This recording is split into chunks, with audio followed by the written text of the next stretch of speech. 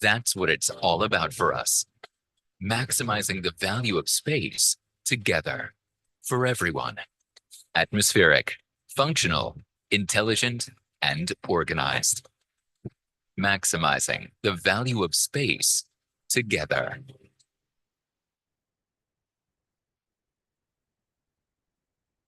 Cricket has given me everything in life, but in return, it asks for two things: being determined and attentive. And now, being attentive to details has become a way of life, especially on this new playground called home. So, while making this home to be our favorite place, we're looking for a partner who understood what we wanted. And we found Affleck. They match my taste, they value precision, they offer great design, and they have an knack to make homes intuitively intelligent.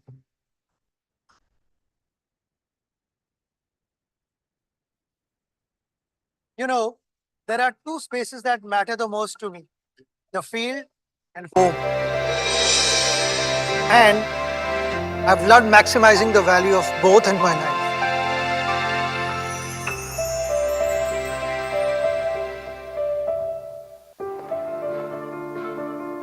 Humans are social beings.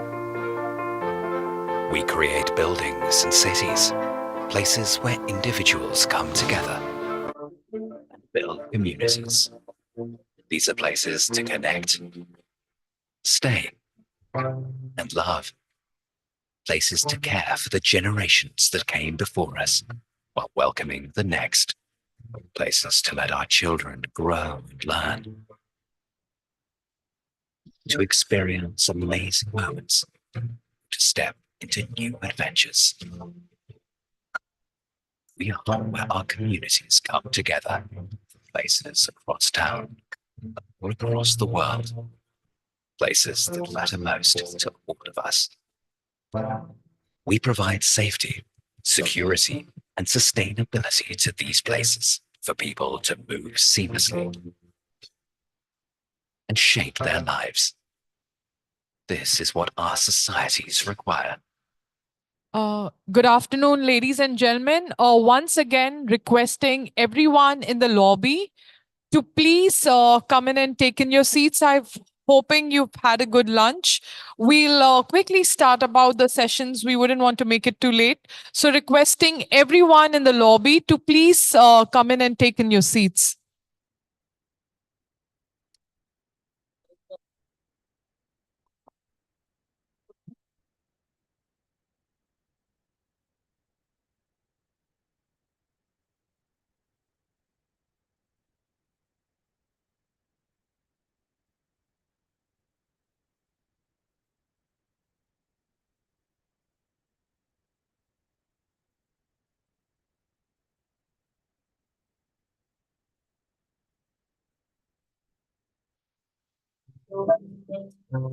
Bienvenue. Bienvenido. Welcome. Welcome to the first moment you enter. The first steps. Taking you into a new experience. A journey which begins with us. With us, you're in safe hands, inside and out. And inside, your day starts. Your work, a protected space, or just a moment with your friends. Come in, because doors and avenues will open for you. Ours and our security solutions.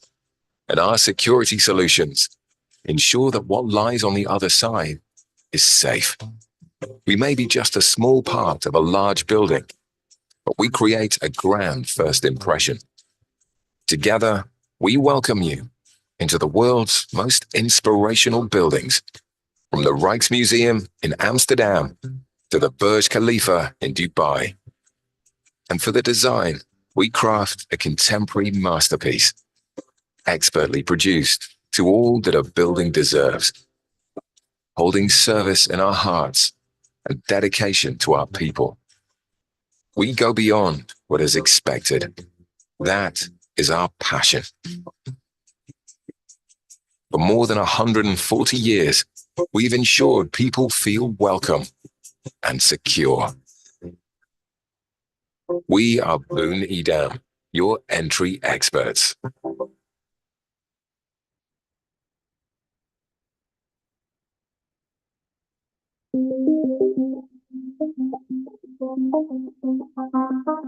How do we want to live and work in the future? Higher, bigger, smaller, more luxurious, scaled down? Well, maybe not that scaled down. How about more sophisticated, like our solutions? But what solutions do we need to meet the challenges of a changing urban world? One thing is certain. As space is becoming increasingly scarce, it needs to be reimagined because the value of space is not measured by square meters alone. What counts is to make something out of it. This is our goal, achieving the maximum together for residents, guests, and investors. Optimal solutions for limited space. That's what it's all about for us. Maximizing the value of space together for everyone. Atmospheric, functional, intelligent, and organized. Maximizing the value of space together.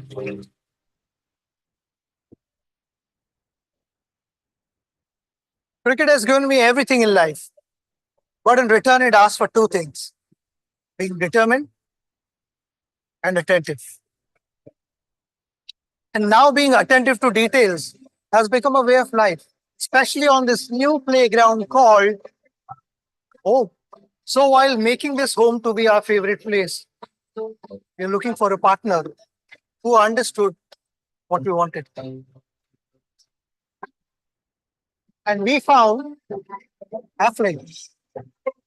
They match my taste, they value precision, they offer great design, and they have an knack to make homes intuitively intelligent.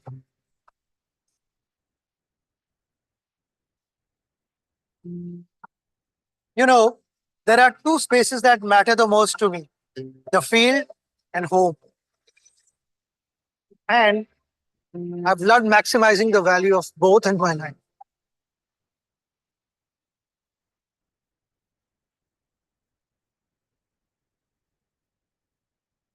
Humans are social beings. We create buildings and cities, places where individuals come together and build communities. These are places to connect, stay, and love. Places to care for the generations that came before us while welcoming the next. Places to let our children grow and learn. To experience amazing moments. To step into new adventures. We are where our communities come together. Places across town or across the world. Places that matter most to all of us. We provide safety, security, and sustainability to these places for people to move seamlessly and shape their lives. This is what our societies require. This is what has driven us for more than 150 years. This is why our customers put their trust in us. For every place where we learn or rest, for every place where we get inspired, create memories, for every place where we build a career or start a new chapter, for every place that shapes a community.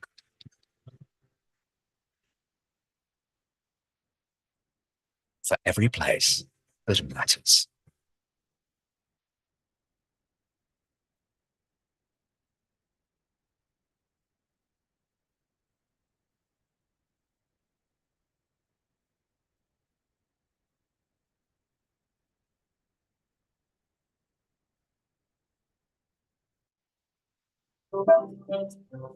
Bienvenue.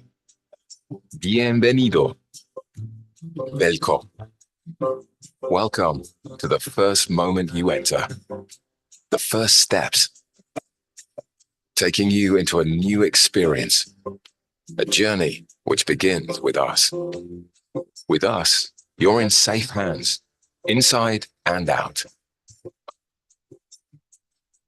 And inside, your day starts. Your work, a protected space, or just a moment with your friends. Come in, because doors and avenues will open for you. Ours and our security solutions. And our security solutions ensure that what lies on the other side is safe. We may be just a small part of a large building, but we create a grand first impression. Together, we welcome you into the world's most inspirational buildings, from the Rijksmuseum in Amsterdam to the Burj Khalifa in Dubai. And for the design, we craft a contemporary masterpiece, expertly produced to all that a building deserves, holding service in our hearts and dedication to our people. We go beyond what is expected. That is our passion. For more than 140 years, we've ensured people feel welcome and secure. We are Boon Edam, your entry experts.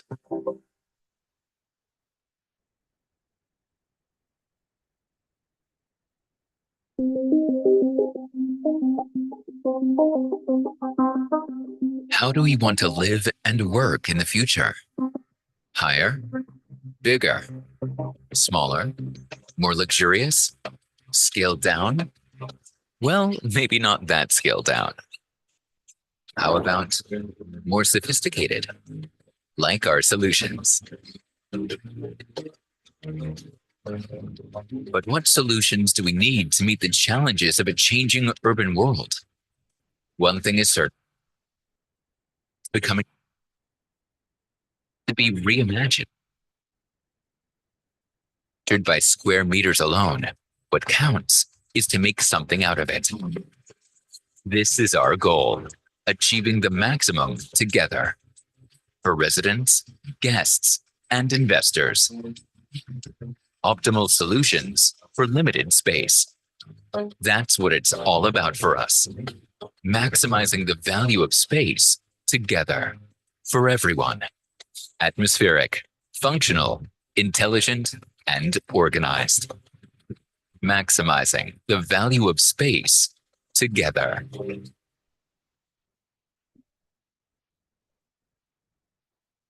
Cricket has given me everything in life, but in return, it asks for two things: being determined and attentive. And now, being attentive to details has become a way of life, especially on this new playground called home. So, while making this home to be our favorite place, we're looking for a partner who understood what we wanted. And we found Affleck. They match my taste, they value precision, they offer great design, and they have an knack to make homes intuitively intelligent.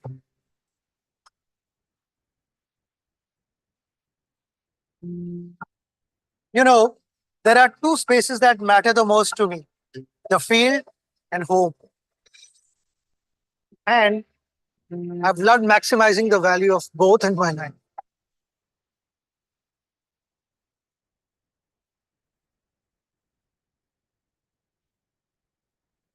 Humans are social beings.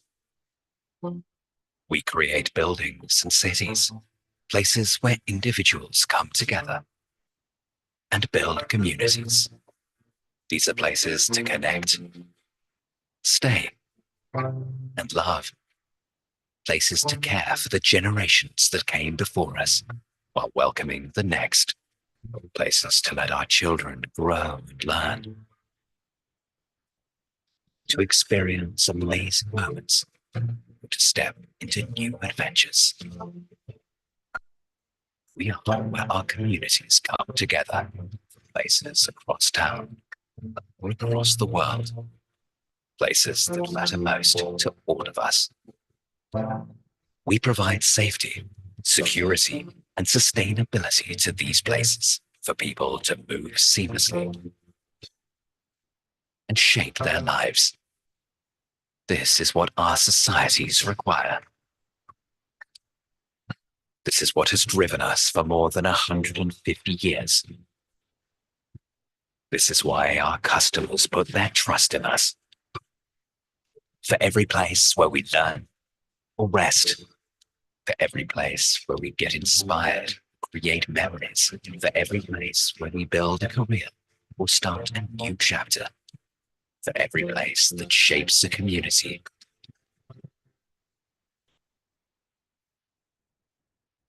For every place that matters.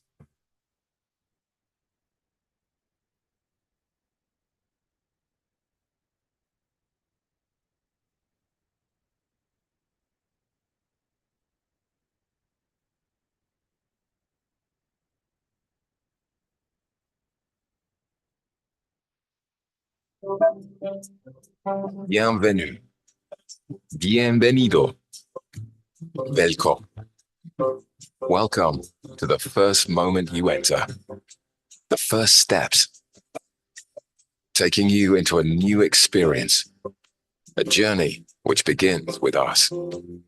With us, you're in safe hands, inside and out. And inside, your day starts. Your work, a protected space, or just a moment with your friends. Come in, because doors and avenues will open for you. Ours and our security solutions. And our security solutions ensure that what lies on the other side is safe. We may be just a small part of a large building, but we create a grand first impression. Together, we welcome you into the world's most inspiring.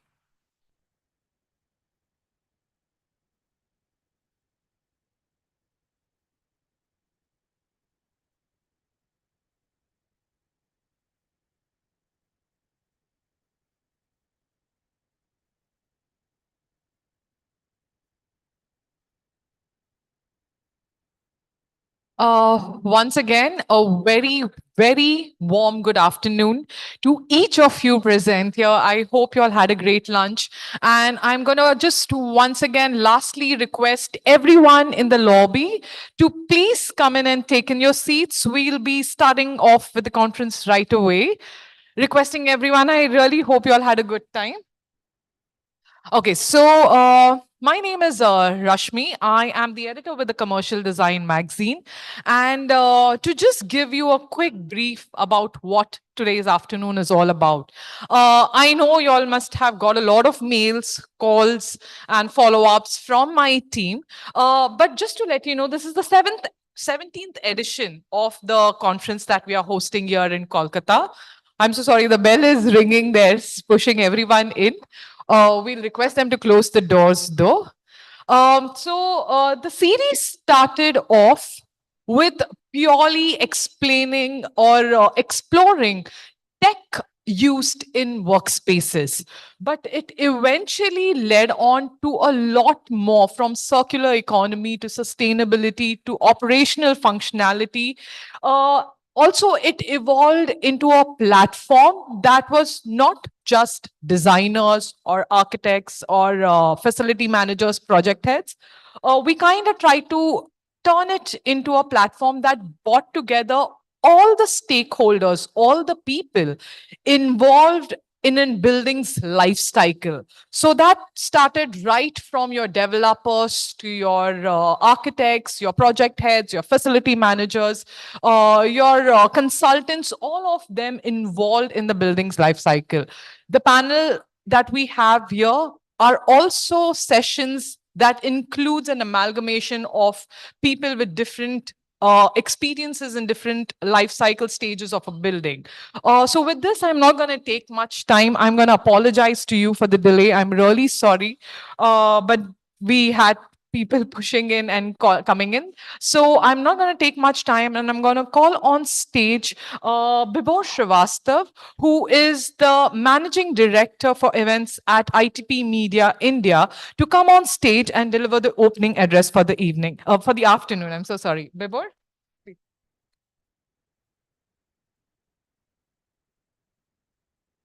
Good afternoon. Let's hear. I hope you're not. Good afternoon. Listen, every time when you come to Calcutta, I've been, the last that I can jog my memory was about 3 or 4 years back. But truly, the city of joy is very enamoring, very enchanting, and very welcoming, to say the least. This city has, delivered incredible body of work in all spectrum. And very, very dear friend, architect Vivek Singh Rathod, give him a hand. Let's hear. Don't be conservative when you welcome such a dignitary and such a high profile and a warm person. I was talking to Vivek, and commercial design, just to let you know, is a very uniquely positioned magazine which saw an opportunity in the office segment. If you jog your memories about a decade back, we were not talking about office spaces. We were not making any discussion. We were not talking about it. But today, after 10 years, I see this space rapidly growing fastest at the industry vertical. And to the contribution of Calcutta, as per our research, is the fastest growing city when you look at the commercial real estate and corporate office. And more importantly and interestingly, most of the cities like Bangalore, Delhi, Gurgaon are known to do large boxes, large office space. But the city of Calcutta allows even small offices to grow as well, and so be the large as well. I think what we are trying to do is to create a thread of discussion by creating this Smart Office India Summit. And we found moving cities to city, and Calcutta is the first maiden attempt. So I'm really very, very thankful to each and everybody who took time out in the sultry, hot weather to be with us. So thank you very much for making it. Thank you so many people who are watching us. I, for one, want to understand how much this city has in store, what is the potential, and what are some remarkable buildings we can see in this city will have. And of course, Vivek is doing the biggest World Trade Tower, right? Which is almost like 48 million. So there is a glaring example what this city has in store. As a media fraternity, and more importantly, we play a very pivotal role of disseminating the information and bridging the gaps, and also bringing on the forefront some incredible brands who have partnered with us and helped us to co-create this meaningful, credible, and neutral platform. Ladies and gentlemen, thank you for coming, and I, like you, I'm here to learn as well. Thank you very much.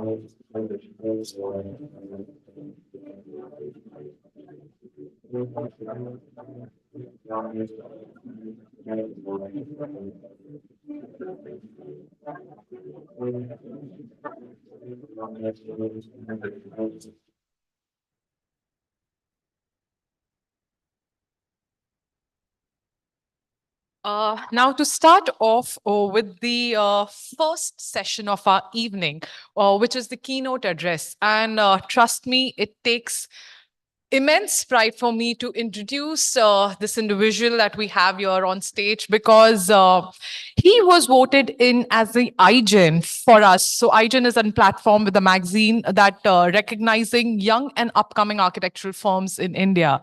And as an outsider, as in media, as in magazine team, we've seen this firm's growth trajectory and it's been phenomenal. This is a firm that's shaping not only the city skyline, but it's doing so much to evolve the entire design landscape in India.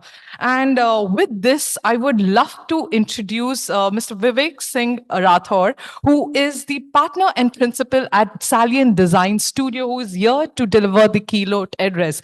Just to give you a quick formal introduction about his firm, Salient Design Studio is a multidisciplinary design studio that's operating based from Kolkata. And its portfolio is spanning across verticals, which includes your hospitality, workspaces, urban development, healthcare, commercial, residential, everything combined. The studio wells multiple skills in architecture, landscape, interior design, and environmental graphics for holistic, sustainable design solutions. And this thread is one of the most pertinent and at the core of its own practice. This interbrewing of ideas along with different design disciplines is what makes the studio whole and complete in its own a complete holistic approach. With this, I would love to call on stage Vivek to deliver the keynote address for this afternoon and a huge round of applause for him, ladies and gentlemen.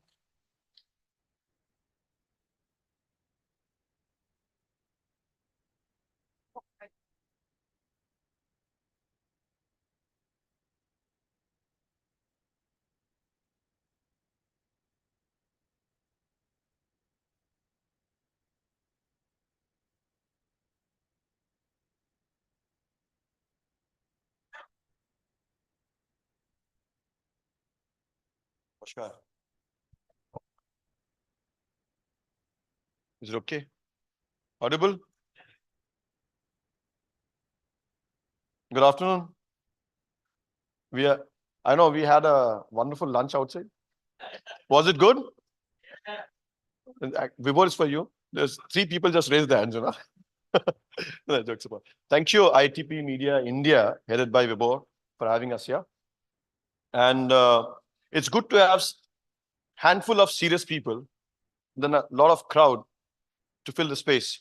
And to see you in this afternoon, today is Friday and it'll end up in a maybe a weekend soon. But seeing you in the afternoon means you're serious about the subject. Thank you for being here. And thank you, Vibor's team, Indrajit, and other people organizing Rashmi. All of you. I think first let us just clap for ourselves. You need to be happy about yourself. And I mean it when I say that the purpose of being here is because you value workspace. And it's very important for us, to realize that we always talk about the workplace. And we often get bored about talking the same thing. Naya kya kare? Notun ki asche. And we know about these 3 words. Often people have spoken about it. Live, work, play. Maybe the play part we want to enjoy more. But work is okay. We have to work. Otherwise, live and play is most entertaining. Now, how many people here are related to real estate market or from promoter's office? How many people are here from promoter's office? Can just raise their hands? Developer or promoter? Builder? Okay. How many are architects here? Okay. Engineers? Oh, good. Thank you. From the realty sector, and this is very important for our domain company who tries to educate the realty market. Live, work, play. Now, what I'm going to do is look at this structure, what it does. One side is live, work, play. The entire reality shifts moment we start if we associate play with live or with work, the reality model changes, the building typology changes. And this all over the last couple of decades that we have been doing practice out of Calcutta, we have realized that the model of this design model keeps on rotating with these 3 knobs. Keeps on working here and there. Look at this. What I did was given you 4 models of development, reality development. If live, work, play come together, we call it a mixed-use development. Correct? Agreed? If it is now, we often have a system of we live separately, work. If we can have it in Park Street, it's good, na? Play component comes very well. Oh, let's have it. Or else, if you have a larger campus, we often have the play component within the campus. When we have live and work, we call it studio offices, work from home offices, thing like that. And play can be secluded. Now, the entire model, by shifting the work play, my friends, what I'm trying to tell you is the component of the play decides the reality model. And believe me, this is the only differentiating factor. Because you're anyway having the 2 models. We have a home, we have an office. Only some people have the capacity of having their office within the homes. Maybe the life becomes a little interesting, but that's okay. Let's understand what are the other things. Live, work, play. The 2 rings, which is marked there, as you can see, natural resources and the ecological domain, which is our green. The next 2 factors are only these 2 factors. 3 components, these 2 domains. When I say natural resources, friends, I mean how much you cater about conserving natural resources. I mean to say it like that. I just don't mean trees are separate, ecological part of it. And I mean when I say, because all the while in Calcutta, when a property was not selling and when a large component of landscape was done to include these 2 factors, it became the fastest selling property. Because the next 2 words became important.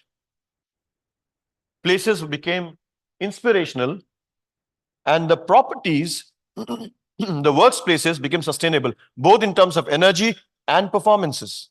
We know of the green buildings, we know of biophilic. I'm not going to talk on that, friends. We know of biophilic design because the performance increases, productivity increases. Fantastic. I'm sure that how many people know the word biophilia or biophilic design?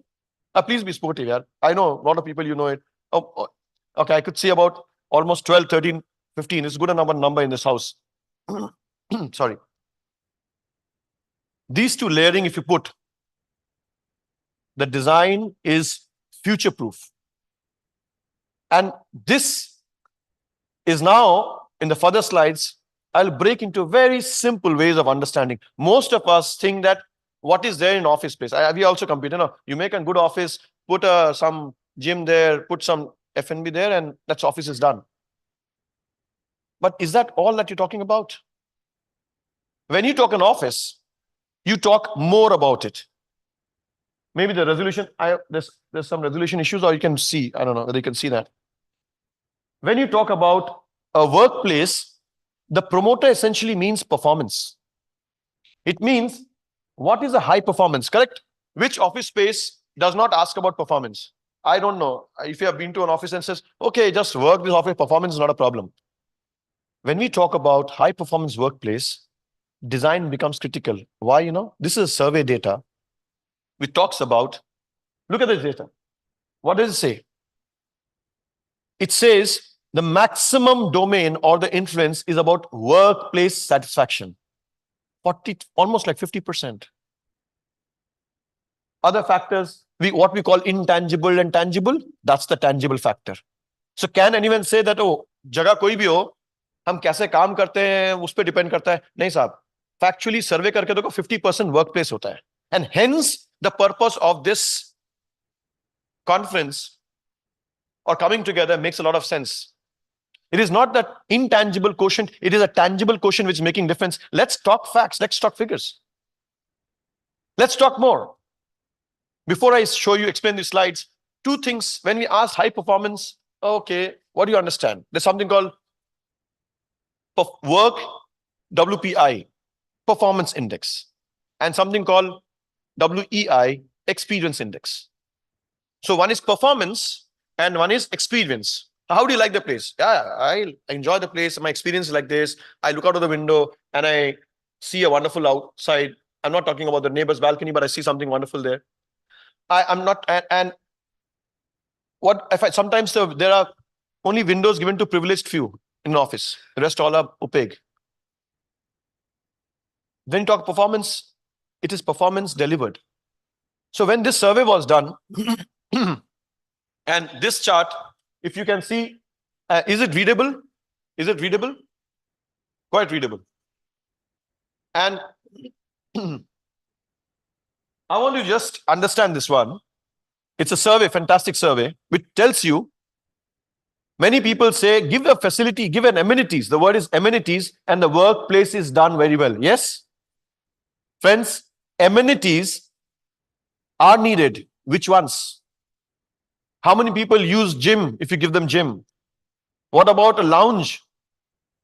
Sorry, yeah. Thank you.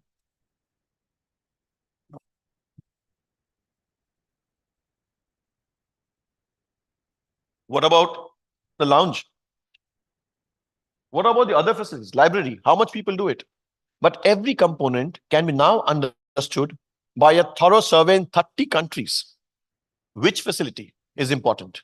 I'm not just going to talk about Asia. We're going to see about Asia. Many factors. I'm going to just, in this small time, I'm going to open up seeds in your minds so that we can absorb what you want to. It's important to germinate the eye openers. See, even a phone room, sometimes people say a phone room is important. How much? Pick and hand choose the facilities. Make a place which makes productive. How can you change the experience quotient? How much? Look at this one. 11%. What does it say? What is the second point saying? If someone can read there, I want to mark it here. Sorry, I'm audible, right? Without it. It's okay, I'm audible. This is wonderful acoustics. Look at this one. Look at this one. What it says is how much an innovation hub, how much an outdoor workspaces, it's almost 13%. What an experience. 13% outdoor workspaces do work. 13% is quite a good number, an experience question. And this is for us important to understand what are the factors. We're not just talking about indoor spaces. In office, we're also talking about outdoor spaces and outdoor workspaces. Every small factor is gone. And look at the line. We often think breakaway is important. Look at the effectiveness. It's only one. So the effectivity of that, what you call lounge, is a little lesser. Look at the global survey. It is very important for us. You see, a good design is data driven. It is inspired not by just imagination, but substantiated by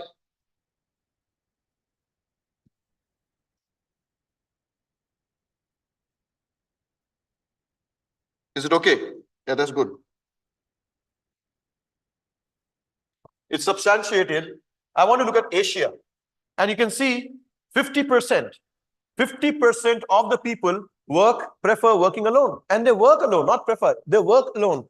See, in between the years, that's the last 5 years, we all know open office. Now, how many people are working in open office? Hands up, please. Those are the only working class. They are not working class. You don't work? How many work in open office? Okay.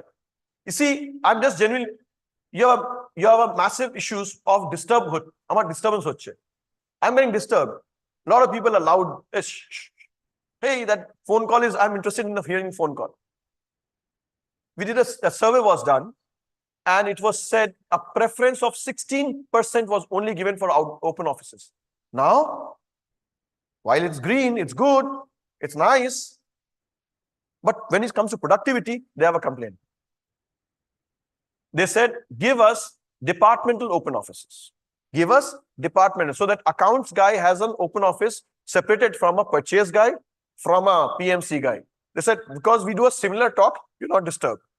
If I am sitting in account and someone says, "Are building gir gayi kya?" This guy will, this is what the science is. So he says, give us domains of spaces, separate the domains. And this is a new way of working, segmentation of open offices. You segmentize the open offices. This is a new Indian way of looking at it, because India has a big influence. We are the biggest, we're going to become the biggest working professionals in the world. Not a joke. 50%, look at the average. Interesting thing, we often use our mind, virtual working. What is the percentage? 12%. 12%, Asia, 15%. That's a 15% on the higher side. Only 15% virtual working, and how much investment we do? We want to show that everything is virtual, but it's not that. That's the figures. And this is 2024, the figures which are published this year. Another place. What you saw was the factors which we know of. In a realty market, those people are from realty, very less person here, but engineers and architects should also know this part. In realty market, what are the other factors? And here I've just marked those, especially given a note, important and note upon all the factors. We don't have to bother about cyber security, somebody's taking care of it, but it decides the quality of workspace. It decides the quality of workplace. 80 to 84% is not under your control. It's a economic volatility, which you don't know. You have no control. You will say, okay, that is CM's call, finance minister's call, some group of people, we don't know. We are here for no. Forget about this thing. Let's see what is important. The last thing, 16% climate change. As designers, as architects and interior designers, engineers, I think we should be cautious about this one. 16% of workplace real estate is affected because of climate. What should we do? Still make those boxes? Or think of changing the boxes? And 30%, 1/3 approximately, generation shifts, which we often do not understand. We say, okay, young people want an open office, social office. co-working places. Keep on saying, for the last 5 years, 10 years, we're going to speak the same thing. What's new to say? Let's get the figures. Generation shifts means I am comfortable if I am working, let's say I am a generation, there's a younger generation and there's an elder generation to me.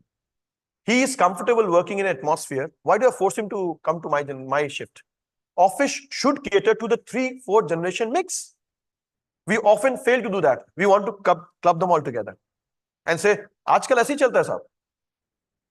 You still, this is what Calcutta is known for, India is known for. We still have spaces for the generation which is senior, allow them to go. There are some switch spaces which allow the generations to work together. And then there are dedicated places which they can do with their own interest, own sincerity, own comfort. And this is very important in our design. And when you sell a space, how many people are from real estate marketing here? Marketing? Anyone? So all those people work also, those people sell also, and they'll build also. This side. Which side is it? Vastu-centric side. Anyway. This is a slide I just added. I found a wonderful collection here. The 10 factors which decide India's workplace design. And here is very important to understand. Bangali jodi khabar na bole ki bujhbe? Food. You see, we were just celebrating Bengali food. Down below with Vibhor. And I tell you, very important, the quality of food, the kind of food in the office when you serve, and what kind of hospitality you're going to take. That is bringing the new corporate parks in reality. Corporate parks means you have a hotel, you have a banquet, and you have office towers. Hotel with the thing is adds to the hospitality segment. Not just in-house. Sometimes a lot of meetings are also serviced by hotels, by hospitality groups. They come and they actually orchestrate your hospitality in your large meetings. And this is a wonderful, see, we are coming here, we're talking, whatever we're talking, the hospitality is taken care by our industry. And we are working here, technically, a work, maybe knowledge work. But this is also going in. So secluding the workplace from hospitality is not right. These are spaces important. Let's say it's also important. Every small thing counts. Demographics counts. Location of all the other factors we almost know. But what I want to tell you is what we often forget. Food, if you can get a food service, a kind of food service in your place, it works. How does that change the size of a pantry? Don't make a larger pantry, but have an office which has got F&B supports below in the building or around the campus. When you mix or change, it's changing the domain of the designs. And some few case studies. When I told you about the climate change, a classic thing came. There was a survey published, 127 to 135%, that is 1.35, 1.27, 27% higher. Realty is sold when you have green in the office campus.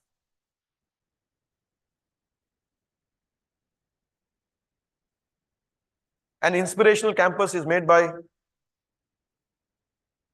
our esteemed Didi Wipro. It's Wipro is done. And which year was that? Wipro campus? 20. Almost 2 decades. And when you pass that campus, it's not that glass box campus, but it is interesting because it gives space to an outdoor space. And people, I'm sure that now if we go and see, people might be sitting down with laptop and working under a tree. It is timeless. I want to tell you, in reality, the world over, this is shifting. And if you are a domain decider, if you are deciding upon a trend, advising people or making a change, you should start taking call because this is sustainable. If 52.9 degree is heating up, burning us. I can tell you, in this domain of recording, I was in Dehradun, 48 degrees. Rishikesh, 46.8 degrees just a week back. High UV. What are we talking? We are all collectively responsible. That's just not it. Whether it's productivity, whether it's climate sensitivity, we all have to combine together. I told, inspirational and sustainable. 2 words, don't go for much stuff. Make inspirational places. Understand what is needed, don't give everything. Let's not forget, people want productivity higher there. And it doesn't stress you to all those things. That's eco space. A lot of stuff. I've written down captions. Open space has to be value added. What do you do? Just not give the open space. Value added. Quality is important. One earlier design of biophilic design that we did, we wanted to this building to produce power on its skin. It was successful, but because of the cost, the skin did not make so much of power. Otherwise, almost like 18 years back, it was supposed to make 38% of its power by the skin. That's a biophilic design, and a lot of initial hiccups were there that terraces office will not come. Green, so much of green is not needed. Now these are premium offices. Premium, super premium. It has improved mathematically. 28 to 33% higher rates are given with offices which have got outdoor spaces, whether it's vertical or not. That's the new campus of SRMB. The building is almost done. There, we got a wonderful place. The North Light was there. Tapping full North Light. Obviously, it's a platinum rated building. It has got its own courtyards, which are enclosed. If there's a complaint of bad outside air, it can generate and take care of itself inside. But yes, it can infiltrate good quality air from outside very well.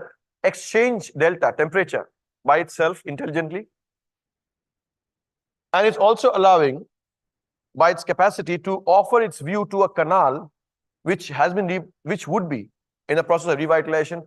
By doing a joint venture with the government, the same company is cleaning up the entire canal systems also, at least in front of it.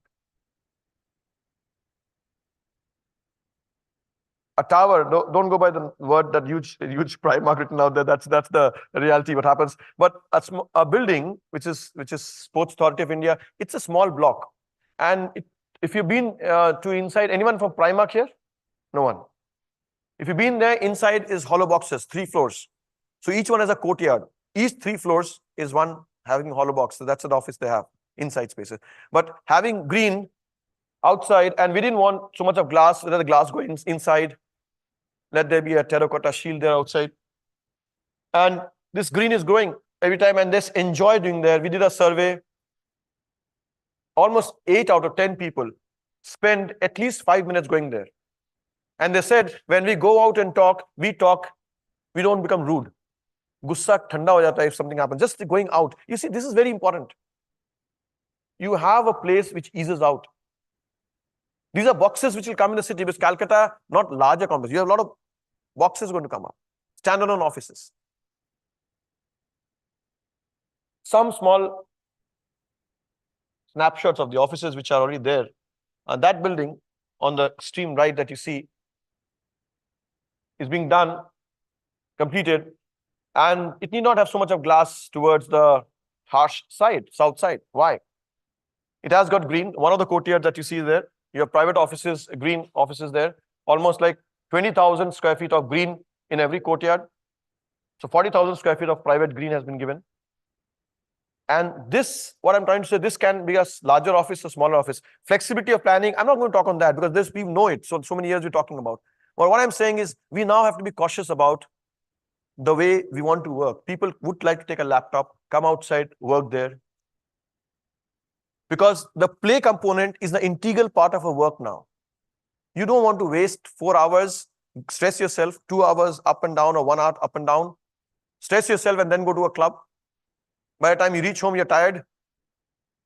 You want to call your friends in the club. By the time you reach the club and go back, you're dead meat. You should be able to integrate the play component very well. And this design was essentially done, it has got residential towers behind also. So it got live, work and play together as a campus. But it takes over the mall. It has got restaurants, F&Bs. Friends, the entire small thing that I wanted to share with you today just ends in this last slide. Whatever we are doing, what we're talking, is not just about making place differently, but the purpose behind the work is to have deep work. We are becoming so shallow doing the work in the digital component. We hardly work. It is shallow work and we are more stressed by it. But if you make good workspace which help deep work, you are much more satisfied. It's much more scientific. Productivity is high. You are happy. The client is happy. The boss is happy. We are all together in a win-win situation. Our focus should be there for workplaces, for deep work. With this note, I really thank you for your patience. Thank you very much.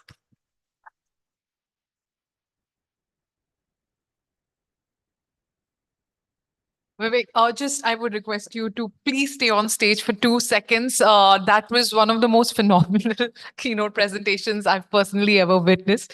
He not just dissected the entire approach to our design of workspaces, but you also debunked a lot of myths here.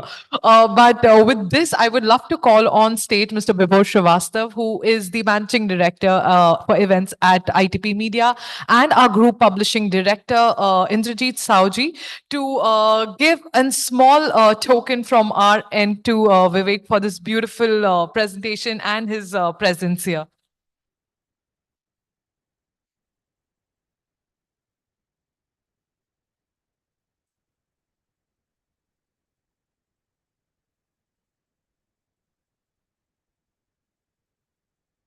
Thank you once again, Vivek. I'm so sorry, we would have taken.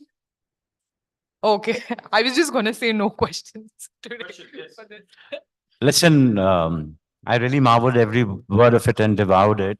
Vivek, just wanted to ask you, you really made us think, really evolved the way designers, everybody, all stakeholders have to get in there to achieve that one last objective, the key, the deep work. For you, which is that building that you think is wholesome, not, I mean, can your project or any other project, which is that one building which encompasses all? Office. So essentially, what he means is a building which help deep work. Yeah. So it'll be very funny. It's not a building. It's outside. So the unbuilt part of it. So normally, I'll tell you a secret. When I have to design deep design, so I travel to a place which is unknown, a resort or a place which is unknown, and I park myself in a terrace or a patio, and that place is important for me personally as such as a place. But if you ask me categorically, building, I was if it's a building and it's an office building, I think I would not say my workplace is I have worked on sitting on a platforms also, railway platforms which are green, which look like nothing else. And I'm saying you, when you go to a site and there's a fantastic, I recently was very happy working. I'm just sharing with you funny, is that new train which is there, which is that fast train which goes Vande Bharat. So I had to go to a site and a guy says, you know, drive. Every time you drive, you 4 hours. Why don't you go with this train? And from Calcutta, it's like, fine. Believe me, it was perfect deep work. So the deep work comes from least minimizing the disturbances. And I think what we usually know of, everything which is known to us helps us to get deep work. If I see Vibhor every time around me, well, I will do deep work. I will talking 10 things to him. So my point is, deep work will come when your atmosphere, nature brings that unpredictability. And it's fantastic. So any place, put nature there, expose, bring it there. That unpredictably changing stuffs just diversity. So my particular room, I enjoy seeing the plants which grow there every time, talking to the plants. I think that's fantastic. So that's the way it is. The unbuilt part of the building is the most interesting. Thank you very much. Thank you so much, Vivek, for beautiful start to this afternoon here. Now, platforms like this and initiatives like this are genuinely not possible at all without the industry support. And we found some great collaborations with our partners here, and one of such partners is Dormakaba. And to quickly give you a glimpse into their portfolio and what they are all about, I'm sure each of you all here must be very well versed with the profile of the particular company. But I'm going to quickly call on stage Mr. Pinaki Panda, who is the Senior Manager for Sales and Territory Business Lead at Dormakaba, to quickly come on stage and give us a quick glimpse into what the company is all about. Over to you, Mr. Panda. Yeah?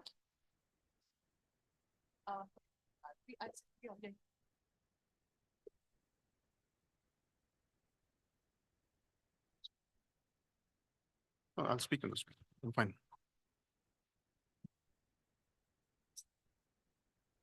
Good afternoon, everybody. Welcome to the 17th Smart Office Summit. So today we will be presenting you about who we are, what we stand for, the people, the processes, and the products that we have actually. So coming to the first slide, Dormakava's ethos are global essence and local presence. So we are present in India for more than 25 years. We bring globally designed products at local level. So we have been working in India for the last 25 years. And also we stand for every place that matters. So if you see, this slide is more about the legacy of our company. So we are more than 160 years old globally. We have presence in more than 130 countries and with more than 16,000 employees working worldwide. And apart from that, we have our patents are more than 1,800 patents we have. And we invest around 100 million Swiss francs in research and development every year. Apart from that, the turnover of the company from 2020 to 23 was approximately 2.85 billion Swiss francs. So this is about the market India. So market India consists of the markets in India. It is about Nepal, Bangladesh, Bhutan, Sri Lanka and Maldives. We are headquartered in Chennai, and our headquarter in Chennai it runs fully on solar power. And we produce so much of solar power that we sell approximately 30% of the power to the grid actually. I mean, we give it back to the grid. And the headquartered building in Chennai, this is LEED Silver certified, and we have applied for the gold certification. Also, we have India's first NABL certified lab for hardware testing in Chennai. So all the products that we launch in the market, it is first certified, it is first tested in this lab, and then only it is launched into the market. So Market India, also the sales function, they are supported by various experts. So like specification team, we have a supporting team of specification team, they interact with architects, they help in the specification of the products. We have the business development team. Business development team, largely, they interact with various stakeholders of the project, and they help in telling what are the requirements, understanding the requirements, also giving our solutions. We also have the marketing communication team. That is the standard marketing. Apart from that, the digital marketing. We have the product management team who actually experts in their own products, because we have various ranges of products, more than 5,000 products we have. Then the project management team. The project management team is primarily for the large projects like airports. So they help in special projects. And we also have the service team. So service team primarily comes once the sale is over, for the annual maintenance contract or giving after sales service. So this is how the access industry is changing. If you see, first of all is like the access industry is slowly moving from the touch-based industries to the touchless industries. So this is happening without compromising on the security or the safety of the access solutions. The second part of the access industry is like the shift is happening from more and more mechanical to the electromechanical side. And the third point is like more and more components are getting integrated to each other, and they're getting integrated and they're talking to each other actually. The merger of access and flow, access solutions and flow, they are getting integrated, and access as a service. And also like for access solutions, mobile and biometric authentication is more and more required in all the access solutions. So if you look at the barrier systems, the barrier systems are like weatherproof. We have the most robust systems available, and they are like They can work 24/7 and 365 days. The automatic sliding doors, they're all, they give you touch-free access to the clients. The revolving doors, which are actually aesthetically designed as well as they're quite secure. The barriers, they are again, these barriers, if you see, they can be customized as per your requirements. Now, this is one of our latest products that we launched, the Argus V60.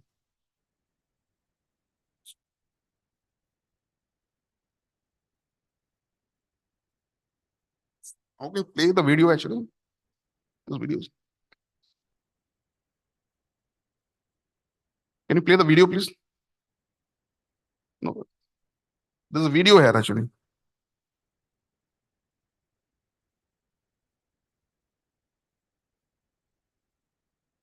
Yeah, there's a video attached. Please, can you play the video, please?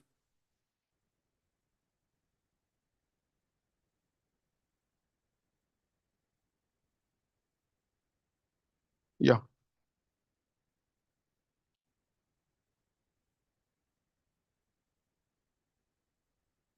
The sound is not coming here.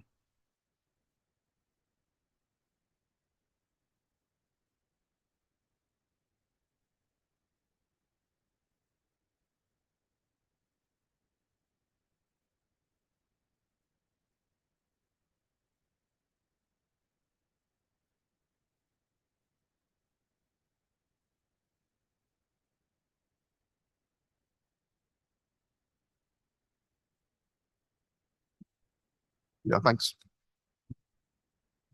The Argus V60 offers the smallest footprint of any optical turnstile in the market today. Argus V60 offers a footprint less than 10 inches, providing the ability to fit into the tightest of spaces, integrating into your access control system and ensuring tailgate detection. Available in a variety of color options, V60 offers the same architectural design elements as the rest of our Argus line. The ergonomically positioned scan plate and status lights have been installed on the front of the turnstiles for better visibility and ease of use.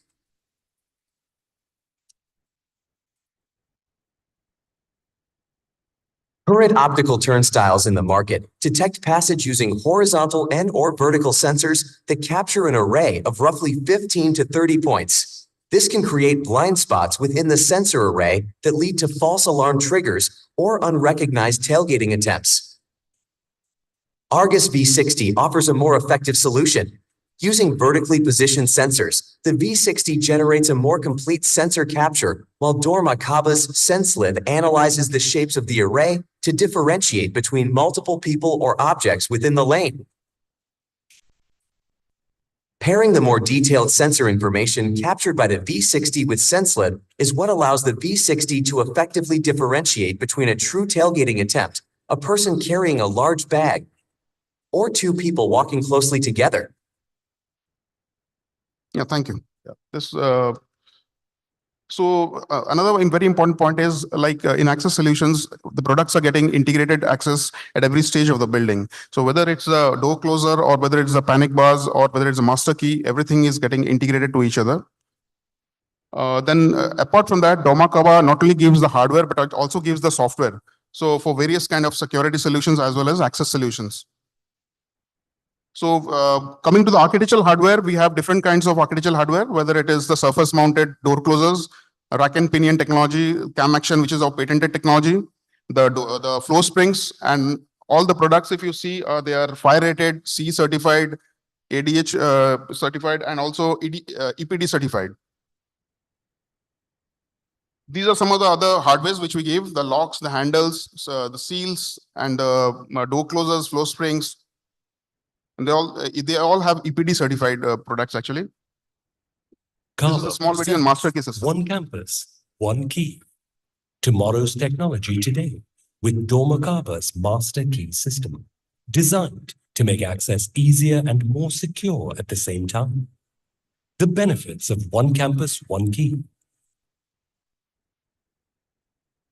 So this is about barrier free. So if you see barrier free today is one of the hottest topic because it gives you the freedom of both freedom and independence for the users. And at Dormakaba, we create an environment that is barrier free with our products. This is one of our latest products, demountable partitions. So they are all aesthetically designed.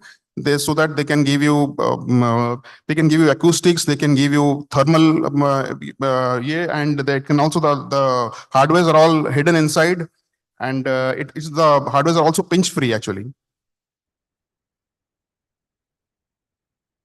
This is a video on the fully automatic horizontal movable wall.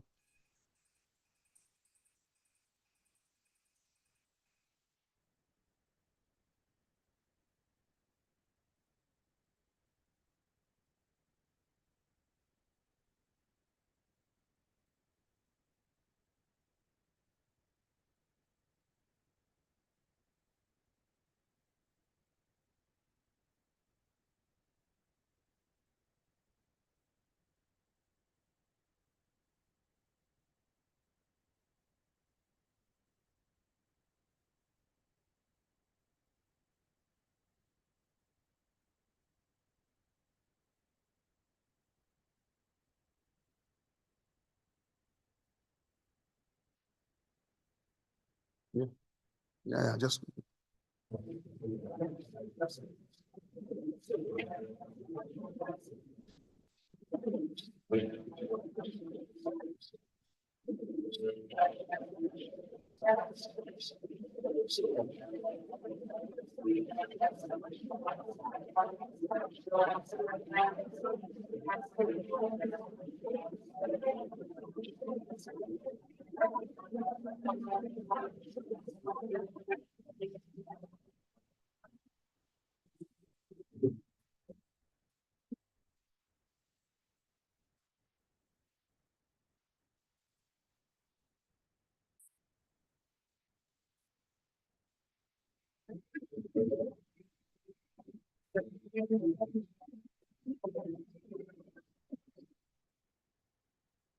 So finally, at Domakaba, sustainability is all about people. It is about partnership, and it's about the planet.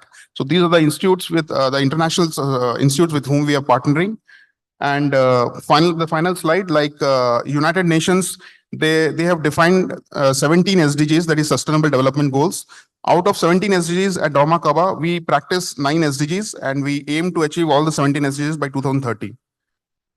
So there's a stall on the backside. If you want to know more, you can visit the stall, or you can also visit our website, www.dormakaba.com. Thank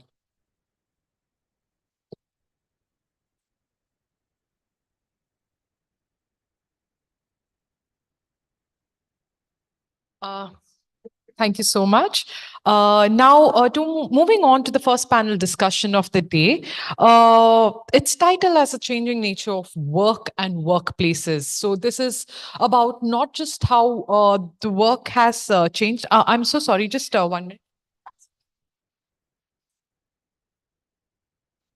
So this is not just about how the way we work has changed and how the workplace has adapted to it.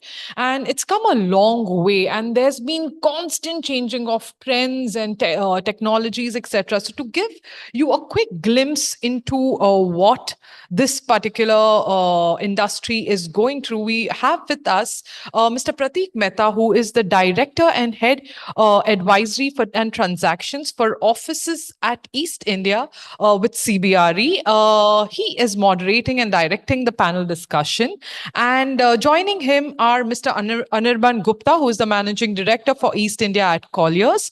With them is Joydeep Paul, who is the Director and Head for East India and for Leasing and Tenant Representation at Cushman and Wakefield. We also have Mr. Ram Krishna Menon, who is the Head of Administration with Cap Gemini India, and also joining them is architect Shakuntala Ghosh, who is the principal architect at Ghosh and Bose Associates. With this, I am going to request each of my speakers and the moderator to please come on stage, and a huge round of applause for them, ladies and gentlemen.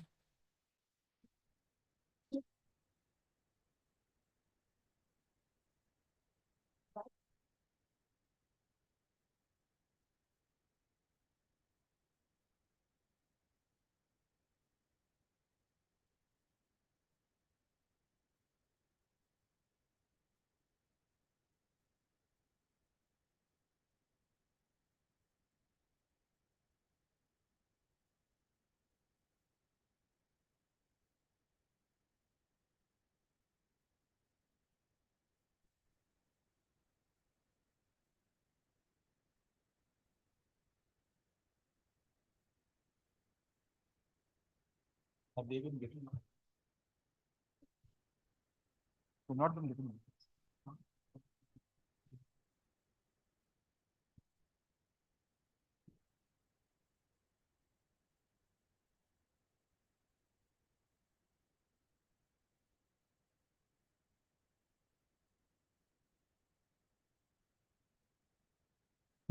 afternoon, everyone. While the mics are getting adjusted and given to the panelists, I would like to ask if anyone can tell me which are the three words which we all have gotten used to asking an audience before speaking, especially post-COVID. Anyone in the audience who can enlighten me with that? No? Yeah, I thought that was a pretty easy one. Am I still audible? Oh, sorry, ma'am, I saw your hands late. Yep, of course, quarantine is a word, but the word which I was looking at, three words actually. Am I audible? Yeah. Absolutely, sir. This is also one of them, hybrid workspaces. And why did I ask this question? Because the topic that we are going to cover today, the changing nature of work and workplaces, is something which teaches us that how significantly our lives have been impacted by this particular phenomena. The way we interact with each other, the way we communicate with our peers, our colleagues, has changed a lot in these dynamic times. And with this thought, I'm very privileged to welcome this elite panel of colleagues and peers from the industry who would be here with us today to discuss the modalities and the intricacies of this particular topic. Starting from my left, I have Mr. Ramakrishna Menon. He's the head of administration for Capgemini in India. Welcome, sir. Then we have Mr. Anirban Gupta, Managing Director, East India for Colliers. We have Mrs. Shakuntala Ghosh. She's the Principal Architect at Ghosh and Bose Associates. Then we have Mr. Joydeep Paul, Director and Head, East India at Cushman and Wakefield. Hello. Yeah. So as I was saying, like this changing nature of work and workplaces, specifically in these dynamic times, have taught us a lot on how to interact with our peers, with our colleagues.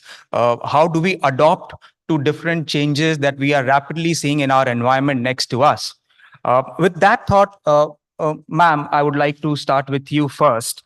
If you can just tell us about what are the things we have been hearing about this particular word, circular workplace design a lot.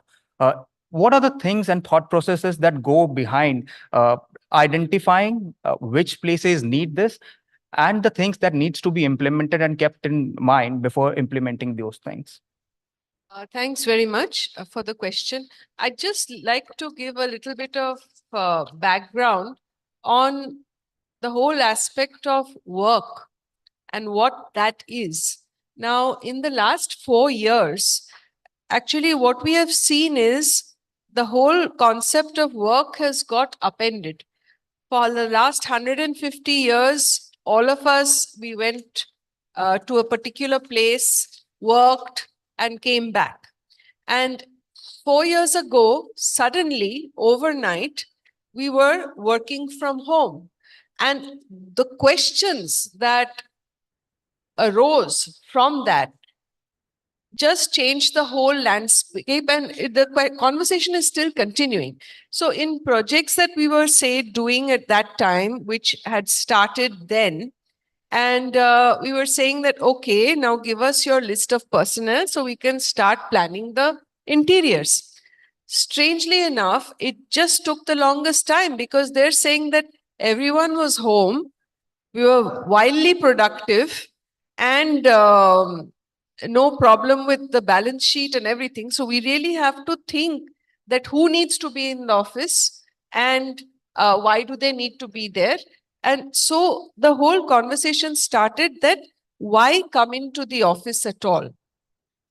And as it progressed, it came that the whole thing had to be rethought because people are used to working from the house. So now you have to bring that level of comfort to the office. So the whole conversation went from fixed to fluid, from me to we, and braiding the physical with the digital. And that impacted the design immensely. Now, added to that, we have the circularity concept, which is very strongly woven in. I am on the international panel, which is rewriting the ECBC. Now it is ECSBC. So circularity means that everything that we specify has to be a kind of a cradle to grave situation. So, for example, if I am specifying this carpet, I will find out that does this supplier take that carpet away at the end of its life and use it to make a new carpet? So that is the circularity, in the sense that nothing goes to waste, nothing goes into the landfill. It's still a tall order because the industry has not caught up, and there is an expense in it as well. So that is the second thing. And the third thing, which is the industry focus on wellness of the employee, whether it be that exposure, what Vivek was talking about, to greenery, the acoustics of the place, and maybe giving different ways to work, standing up, in a lounge, put your feet up, sitting. So all of these concepts, and as well another one is the inclusive factor, right? So that there are actually 29 different types of disability. So we used to be thinking only somewhere wheelchair bound, but there are so many different types. So the new harmonized guidelines which have come out in 2021, that made us redo a whole shift of our design processes from the smallest thing. So all these aspects have come together to really radically reshape the whole office design landscape scenario for us. Very interesting, and thank you so much for those insights. What really stuck to me was the word from me to we. I think that is something which we all have seen and experienced in our workplaces going forward. So, with that thought, I would like to ask you, as someone who's heading a very large portfolio for Capgemini across India, you have to deal with various different sections of people, from age groups to gender to people with different tastes and preferences. How do you see those things have evolved, or how do companies have adopted to those changes to have it inclusive in their workspace design? Yeah, I would. Is it audible? Yeah. Okay. Now, this is very interesting. Like, say, for an IT industry, so far we had been only having most of the, young generations coming. But with time now, it's also we are seeing people getting retired. So now we have got a spectrum of people in our office, starting from a person who has just passed out from a college to a person who is at the end of his, working life. Now, when we build up or, when we put up a project, so we have to keep it in mind that whatever workspace we create, that has to be agile, flexible, and also comfortable, for all the segments which we have. So as we have seen in, one of the discussions before that, somebody would like to sit in a quiet place without being, much disturbed because of the seniority or because of his preference. Again, there are young generation people who would always want to sit with their friends and make friends in office. And, because that's the time, for them, it's even a colleague is a friend. And I'm sure, we all have gone through that phase where we make our best of our friends from the office. So for them, again, we have to have an open workspace where people can sit, collaborate. Cafeteria comes into one of the important space. All the offices which is being built now, you would see work cafes where we want people to collaborate, discuss, have even official discussions over there, plus also build the relationship. As ma'am said, with the hybrid thing coming up, it is very important that such kind of workspaces are built in offices, because we have to make people feel happy to come to office and have them a reason to, come back to the 5 days working model. That's interesting. I would probe you a bit more on this because your experience and exposure to implementation of technology has also been really great. How is technology helping us in integrating this particular segment? Now, see, because we are from IT industry, like, we build such kind of things for the customers, but at the same time, for the real estate as well.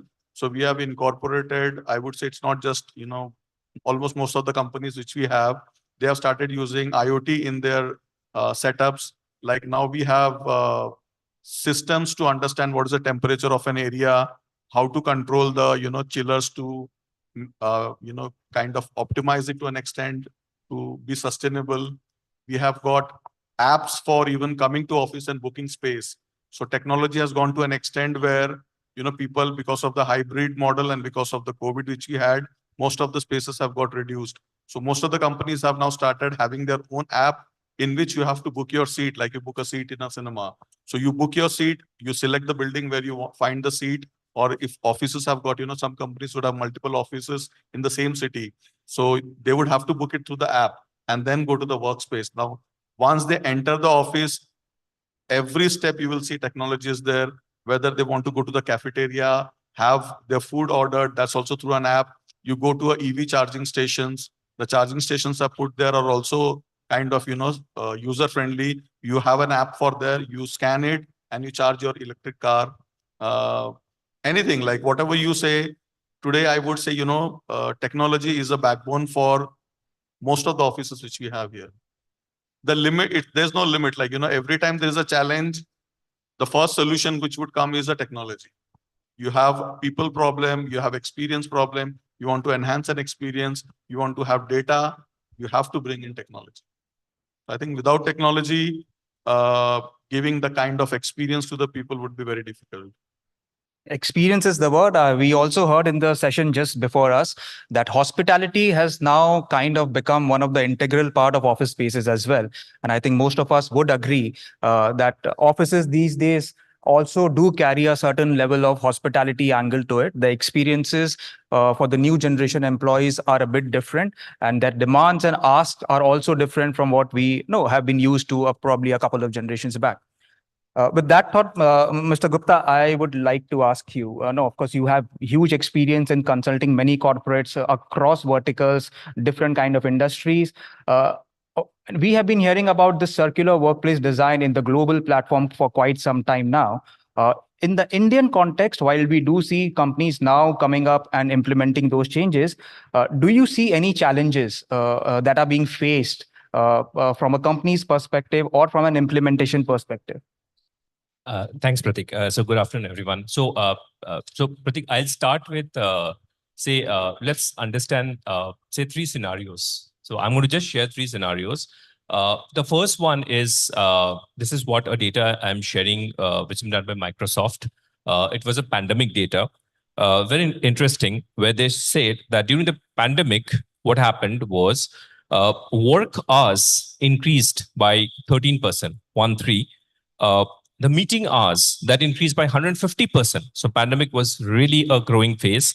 At the same time, loneliness at work increased by 60% and work friendship declined by 50%. So this was a real alarm for the industry. Now, at the same time, what you asked about the Indian context, if we again go back to data, India is looking forward to be a $7 billion dollar industry in 2030. By 2030, we will have 97 million of workforce included in 2030. We will have that contributes to 22% of global workforce, which is a huge number. We will have right now, the median work age is 28.4 years, which will grow up to 31.7 years by 2030. So we have that concept of young population for India. So this is the first scenario which I'm sharing. We will come to a conclusion, we will come to the way out, but this is one situation which I'm sharing, which is at the same time, India is growing, but pandemic time, there was a real concern which has come up. My second situation, what I'm sharing with you, is again, like for a moment, we take a seat back and we go on to this, maybe, 10,000 years ago, Neolithic age, what we call. If we go back at that time, what we see actually, we see that people going to work was actually going for hunting, maybe making, stone weapons. And at that time, there was no workplace. There was no timings. It was only the sunset and sunrise, maybe. But there was a certain amount of productivity which happened at that time. So what happened after that? So if we say productivity during that time, we define productivity into 4 parts at that time. What we call prospect. That's the number one thing. How do you define prospect? Like a hunter going maybe say on the cliff of a mountain. Just imagine a hunter going on the cliff of a mountain. He can see the entire valley. So that is what we call prospect, which is the ideal workplace today, if we say. There was something which is related to the second type, which is called refuge. So refugee is something like, you're hiding basically, just to protect yourself, which is a negative workplace actually. Then you have a mystery, which is like, a mystery is something which is, again, sometimes with fun, with sometimes with not so fun. And lastly, we had a risk workplace where you used to save your life. So at that time, I'm saying 10,000 years back, we had these kinds of so-called workplace where people used to work. So basically, what I mean to say here, the situation concludes like this, that that is said, the places we work in and the world we evolved in grew increasingly dissimilar. There was world development on a different platform, and there was workplace development on a different platform, and there was a similarity, which is the second situation, Pratik, I'm sharing with you. So we will come to a conclusion: good, bad, how to evolve. That's there. Third part, very important, is what I believe in workplace is ownership. Like that's what is the differentiator. Like however we design our office, however we do it, definitely there's an impact of green, there's an impact of openness, but the ownership of the employees, what Ram said correctly today, is basically we have a different age groups, but that ownership factor is a very, very important factor. Like this, so I'll take 2 minutes.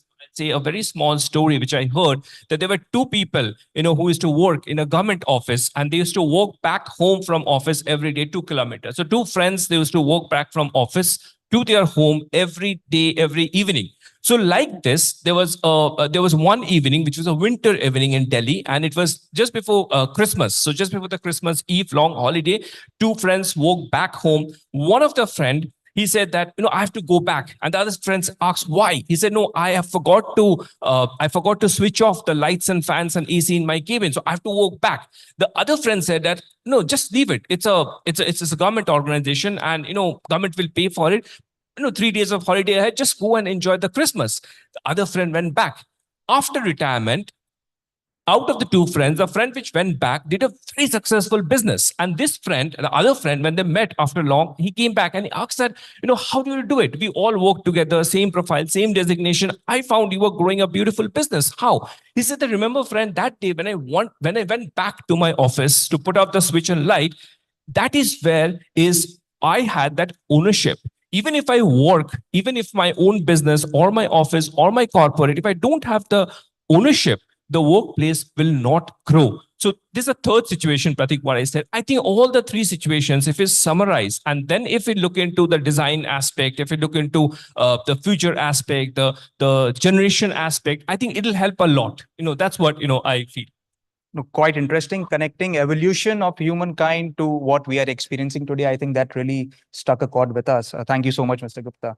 Joydeep, I'll just come to you. So you have had phenomenal experience in the growth story of flexible workspace within the city and the region as well. In your experience, of course, when we are talking about larger developments, design incorporation, all those things can be done at a very inception stage, and those things can be implemented as well.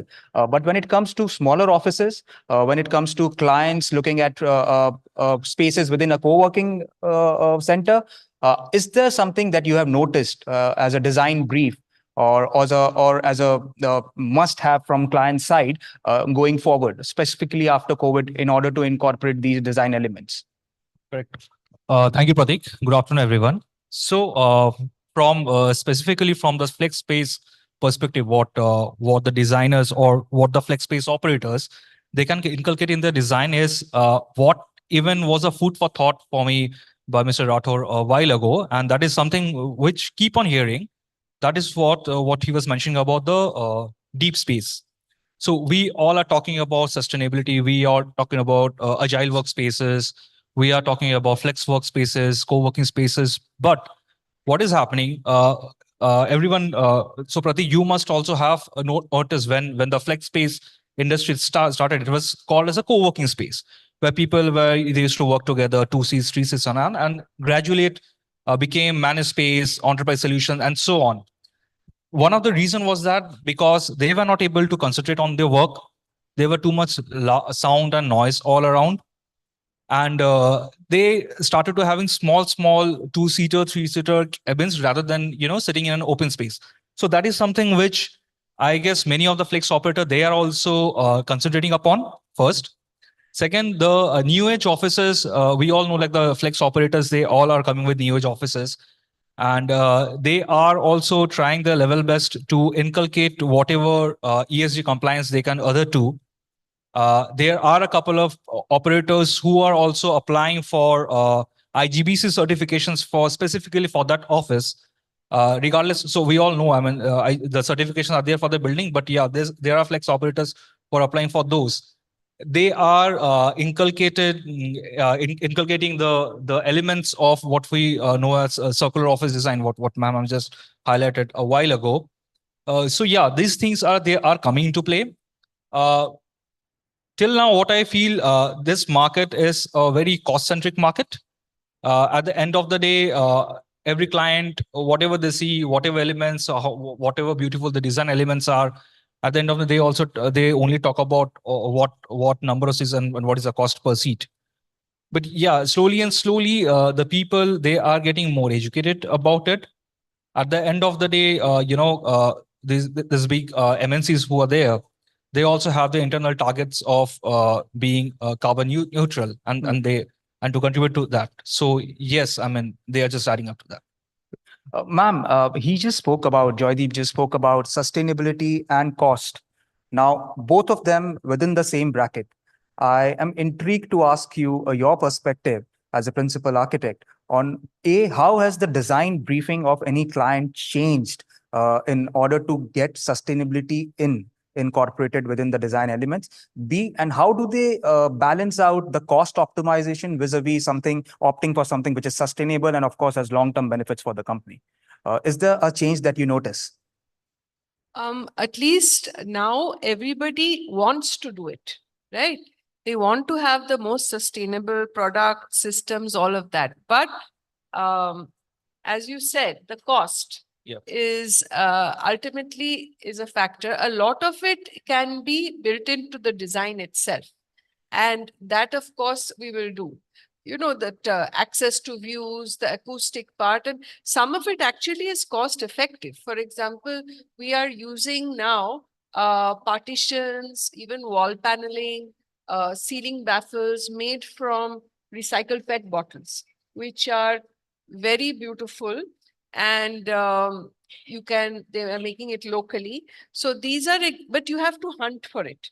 You have to hunt for these gems of things and then convince the client. So at least it has entered into the conversation, which it wasn't before, but there's a long way to go. Still, sometimes it is more costly. Obviously, if a company is saying that at the end of the life, I'm going to take your product back, and then there's a cost involved to that. And but this is going to become mainstream. Things which are now seem to be a bit costly, it is going to become mainstream because industry will demand. And I would request all of you, because you are really the players in getting the budgets approved, to say that you need to do this, because it's a talking point for your company as well. There are companies now who are making chairs, fantastic chairs from recycled fishing nets, right? So that can be part of the story and something to represent this company. In fact, unless organizations and companies have that branding that they care about the planet, they will not be in business for long, because that has to be the bottom line for everything. And you would have seen probably your clients from abroad, they are demanding this, right? Yeah, I would add on that, there is a lot of story which you can build when you have a sustainable product, like say made from a plastic or from a fishing net. So it's not just for the person who's in the real estate. Once you have that product in your office, and you have a client, or you have a, prospective client, present client, or even some people coming from outside the organization, that becomes a point for making a story and linking your organization. How are you committed to sustainable environment, and how have you, like you said, it has to be hunted. There would be lots of product in the market, but fortunately, unfortunately, they don't come into the list of selections from where we choose the furniture, or even maybe, of course, what you said, today's carpets are all definitely which would be green. It is not going to be getting into the land waste. But yes, it is, there has to be an ecosystem. There has to be a kind of easy access to those who are into this. It can be a startup, but yes, I would honestly say we are 90% blind towards it. We don't know what's getting into this segment. We generally go with, generally what was the last office? It is much appreciated, just build it. But these things would definitely be much appreciated. But I think there has to be a connect which has to be done. One is because of the scale. If there's a 10 lakh square feet of office which is built, the manufacturer has to have that scale as well. But I'm sure that is going to be the future, and all offices which we have, all are committed for sustainability. And that gives a lot of employees also, like, Yeah. when you want to use those recycled products, natural products, it gives a lot of pride to the employees also.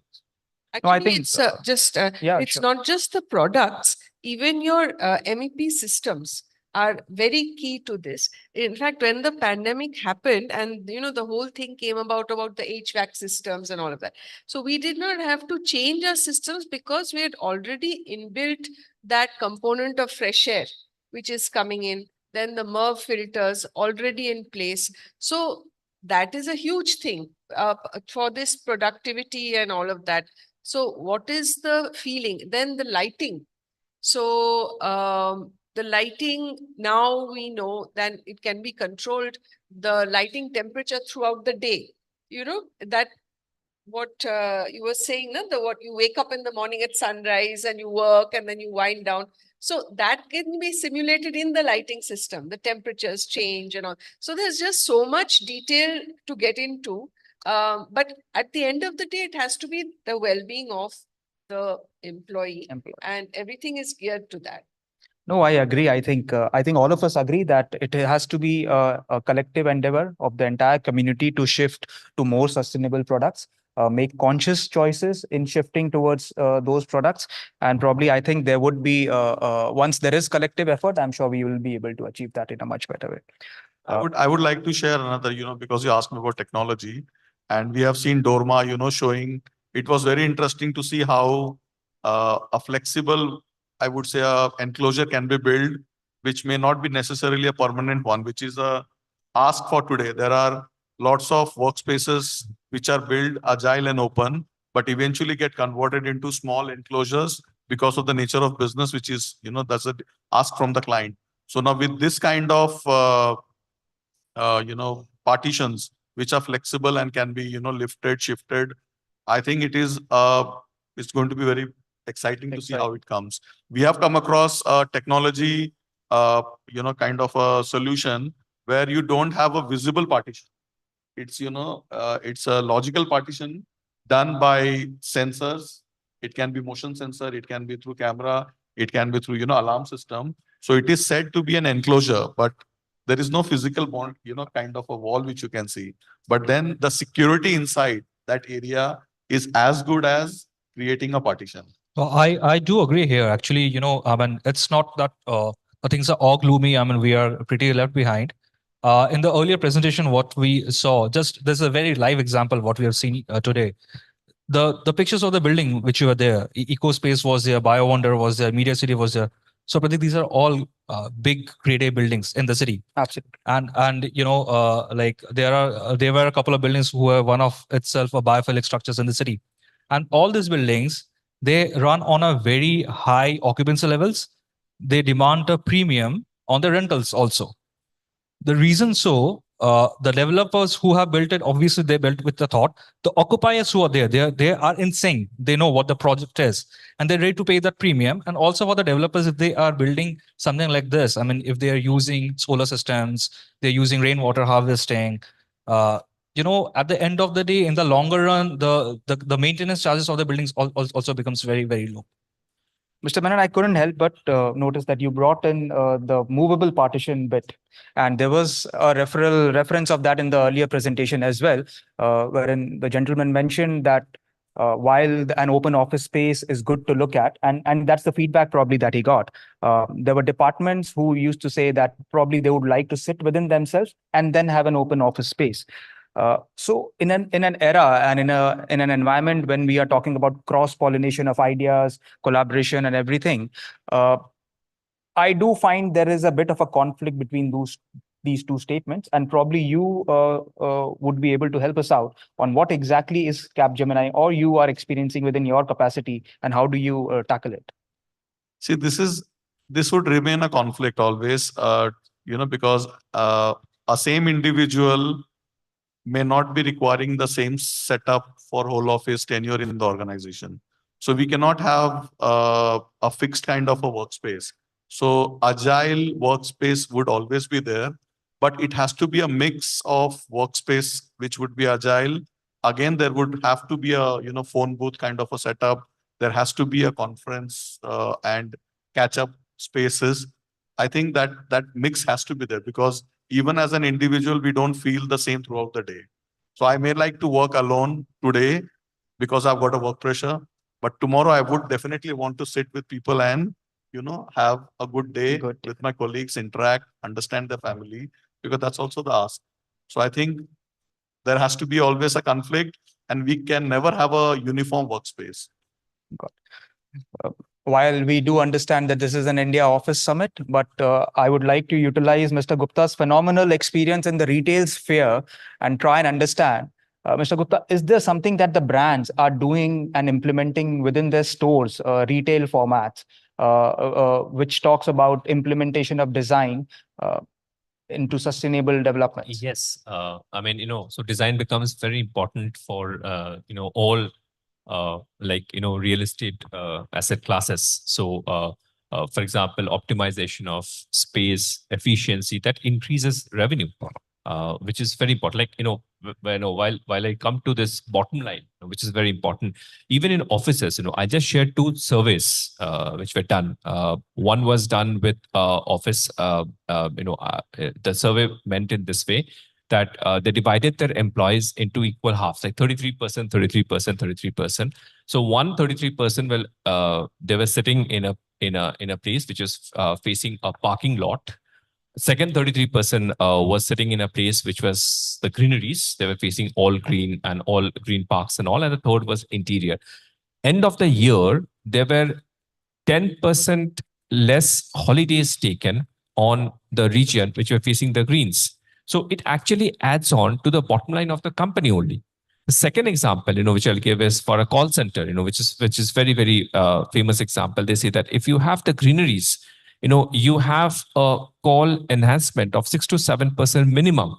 If you have, greeneries. So all these things, it adds to the bottom line of the company. Same, like, if you're saying a retail, if you're designing a shopping mall, if you're designing a shop, you are always looking into increasing efficiency and cutting down the non-profit corners. So, even if, they go to that extent where there is more, for example, in a retail shop, where there are more customer gatherings, they increase the AC throw on that particular zone also, because they want the customer comfort, and they reduce the AC through in a place which is having lesser footfall. So in this way, you should design in this way so that all the minute things are taken care of and increase the efficiency. The whole idea is to increase the efficiency and definitely the satisfaction of employees and the bottom line of the company. So all the three factors taken together.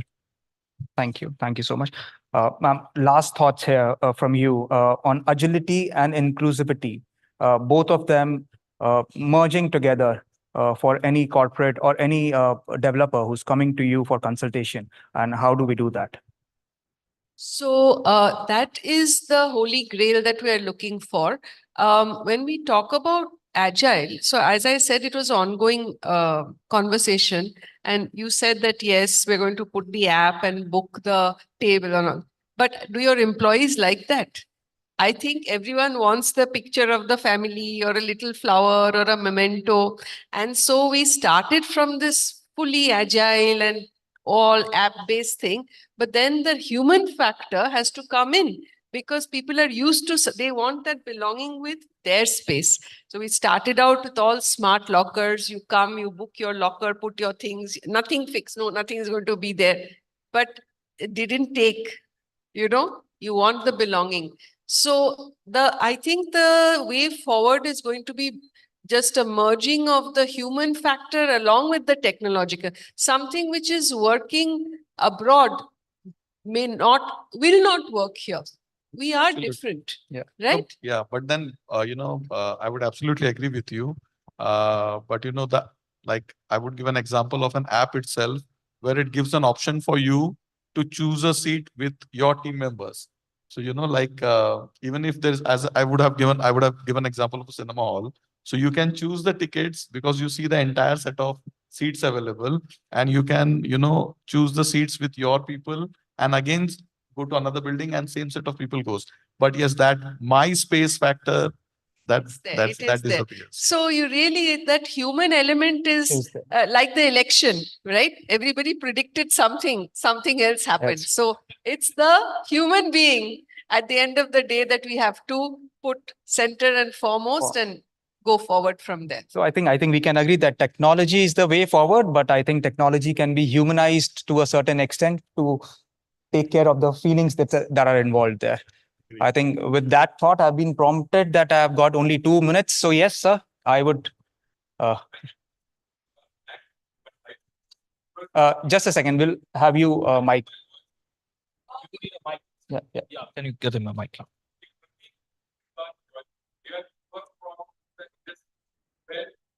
Behind the project, work with PMC. Yeah. When you hire architect, you actually ask them to, you decide it on their financials and in the end. So that has to change. It has to be on their technical part. The finalization of architects or the designers who is more stronger, who can actually think of that, foresee things, so that the risk assessment and the the finishing part of the things, they could assess it from. So if someone after being assessing his financials come to 0.45%, so what he will deliver, the deliverability will also depend on the thing. So OPEX is very much important.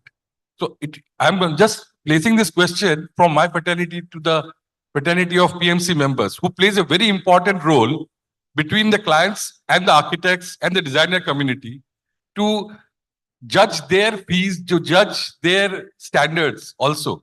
So we could get the best out of all the things are there. I agree with you. So right now for real estate projects, what we do is, we start with a workshop with any developer who is doing a real estate in any asset class, where we do that workshop has to be with the architect. So we as consultants, we get in gel with the architect and the developer, and that should be the starting point of the project, which is very important. What you said is right. We should start from there.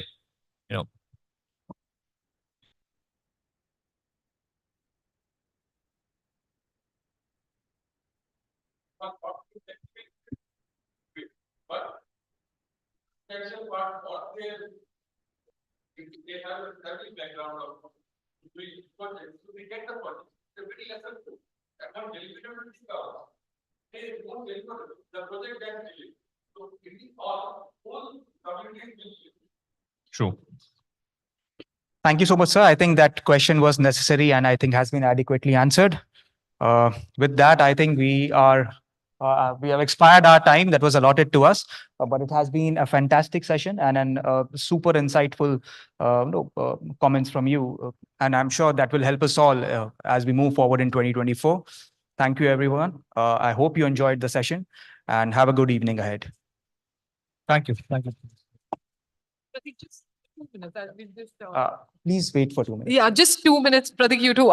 Ladies and gentlemen, a huge round of applause for the first panel of the day. It was so amazing to get every insight from different stakeholders, the architect, the facility heads, the PMCs, and you, Pratik, for beautifully moderating it.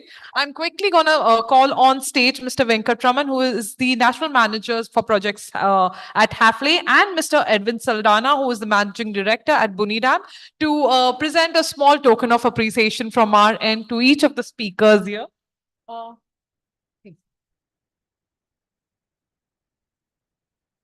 We'll first start with Pratik for moderating this so diligently and so perfectly to the T. Thank you so much. The second one we have is for Mr. Ramakrishna Menon, the head of administration of Capgemini. His point of view is so important on this particular panel. We next have Mr. Anirban Gupta, who is the managing director for East India at Colliers. We then have the architect on the panel, Ms. Shakuntala Ghosh. Please, ma'am, thank you so much for taking your time out and joining us. We next and finally have Mr. Jaydeep Paul from Cushman and Wakefield. Jaydeep, thank you so much once again. With this, we wind up the first session of the day, and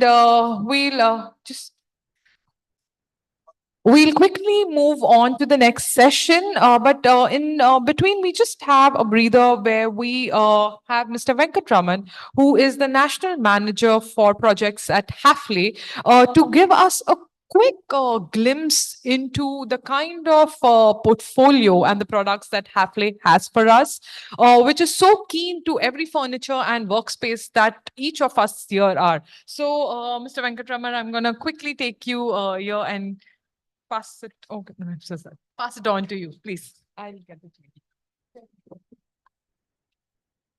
you.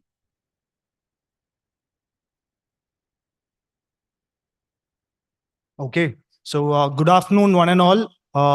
It's amazing to see all of you here. And before I begin, what better way to probably talk about the brand Hafele, with probably the biggest name in the sport industry. So we have the god of cricket. Talk what Hafele can probably do in homes before we jump into the office interiors.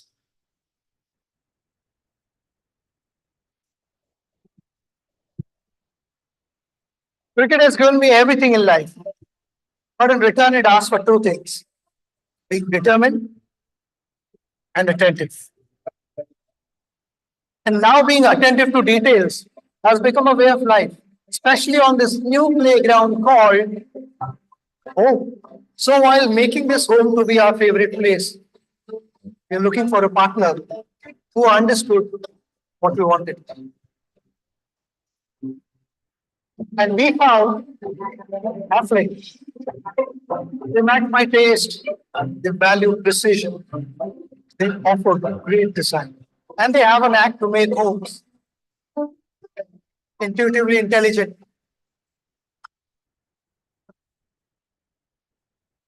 You know, there are two spaces that matter the most to me: the field and home. And I've learned maximizing the value of both in my life.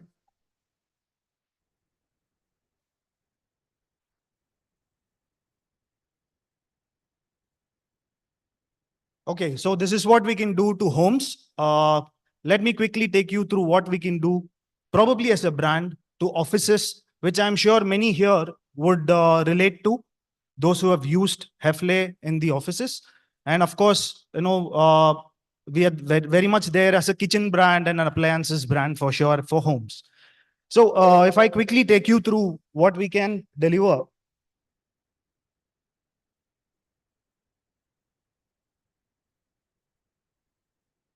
Okay, so we started in 1923. So we started with very humble beginning as a furniture shop in Germany. It was a normal 10 by 4 sort of a furniture shop. which started in Germany, which started selling furniture fittings. And slowly we gotten into the international arena with our subsidiaries all across the globe. We started in India 20 years back, in 20 years back in India. And slowly what we did was we started having our own engineering department here. And of course, getting into a whole lot of interior solutions, which today we proudly say that we are a 100-year-old company as Hefle Global. Okay, so just to give you a background of how we are located in India. So we've got a head office in Mumbai, and then we have our regional offices across India. And then we have Hafle design showrooms, which are experience centers across India again in various different cities. So we have one head office followed by 10 regional offices. And then we have about 38 in foreign subsidiaries, which are associated, and 10 sales offices. So 150,000 customers. And when we slowly move into the presence in South Asia, of course, India being the hub where we have our head office in Mumbai. We also have various logistics centers which caters to different parts of India, which is Kolkata, Bangalore, Delhi, and Mumbai. And we have our presence across almost 18 cities to be precise.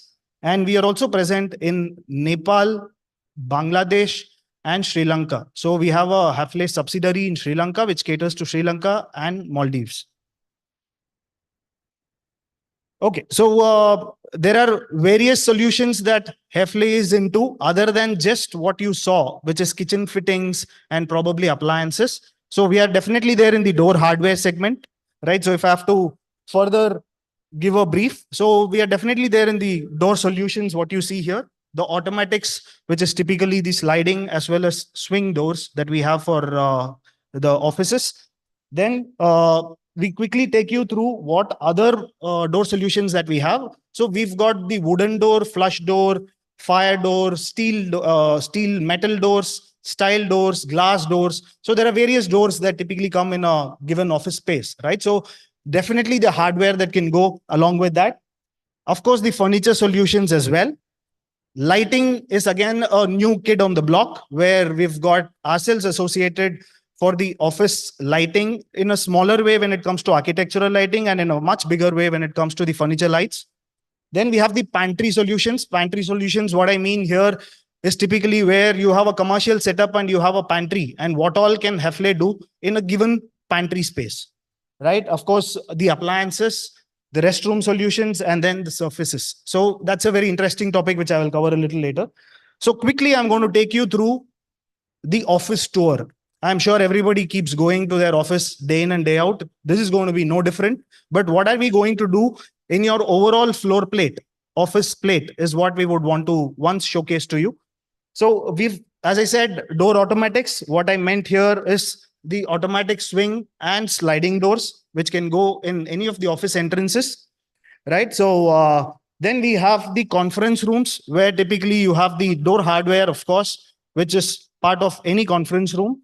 And then we have the acoustic partitions, which is a sliding folding partition, which helps in not only doing well when it comes to noise reduction within a particular area, but also gives you a lot of flexibility when you look at transcending areas within the office premises.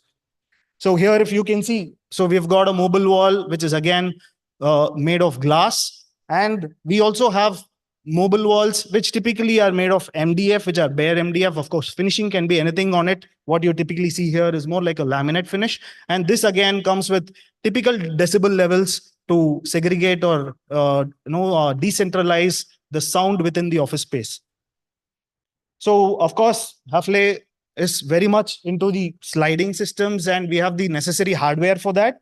And then the typical hardwares that are part of any given project when it comes to fire doors, which includes the panic exit devices, as well as hinges, door closers, the entire hardware range. So coming to the furniture solution, again here, what we've shown here is a table swivel worktop, which probably can look like a cabinet and tomorrow can become, a very, very flexible space. So again, furniture locks is something that we are big time into when it comes to, gym area, or for that matter, any spa area in a given setup. And lighting solutions, as I said initially, other than just the strip lights, which adds a lot of play and color to your entire office space, we also have downlights and also architectural lighting, which is something that we've just gotten into in a very, very smaller way, where we can give you a very customized solution. So last but not the least, the pantry solutions, where the drawer pullouts play a major role. And of course, the waste management when it comes to segregating the dry and the wet waste. We are also into kitchen sinks and coordinated faucets in the given pantry area. And of course, the appliances, which includes dishwasher, kettle, as well as the coffee machine. And last but not the least, the surfaces, which is nothing but engineered stones, which probably can be used for flooring as well as countertops and wall covering. So here are the various ways and means that we can look at using the slabs, engineered stones. And of course, a whole gamut of clients like you who have supported us big time in our endeavor till here. And we've got our own in-house service team, which is again a master service, which probably can help you plan your entire office well. Thank you so much. We live in the power of maximizing space. Thank you so much.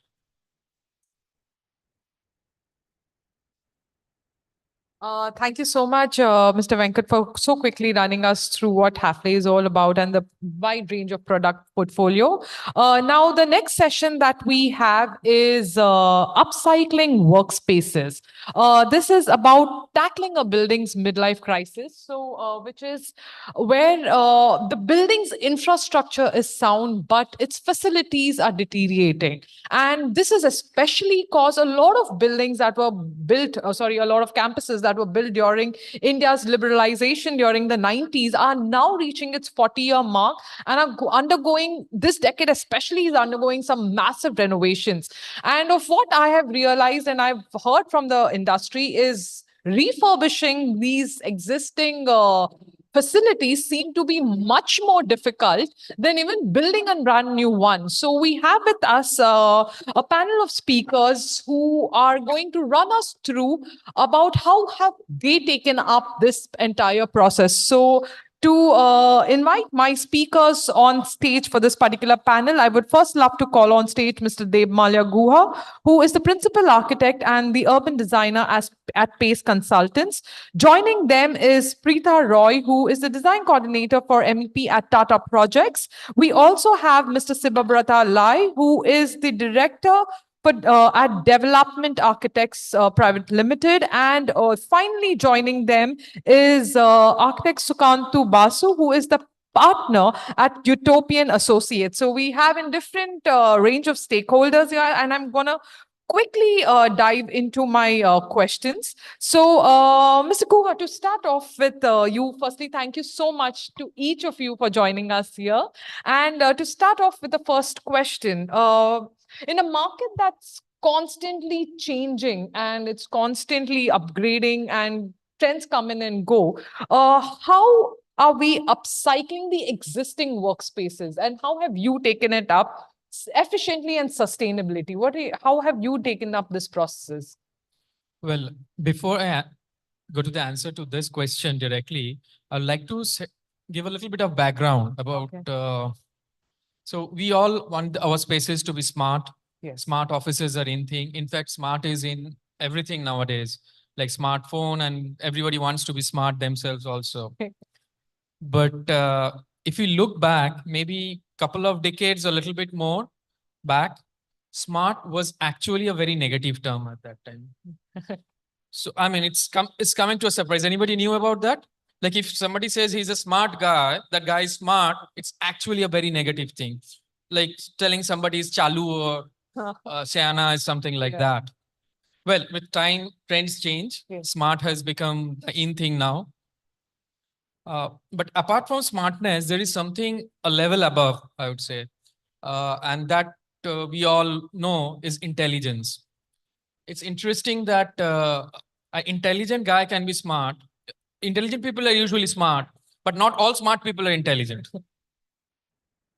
But above intelligence, there is another thing which is almost lost nowadays. Okay. Probably we would not even remember if I don't mention it. Okay. It's called wisdom. Okay. When was the last time did you say that's a very wise person? Or so somehow in this race of being smart and having very smart office spaces and all, some fundamental wisdom is getting lost. So whenever we take up a project, like may it be a very new one, or we are upcycling or remodeling a completely existing building, we like to start from very fundamental wisdom. First, definitely is light.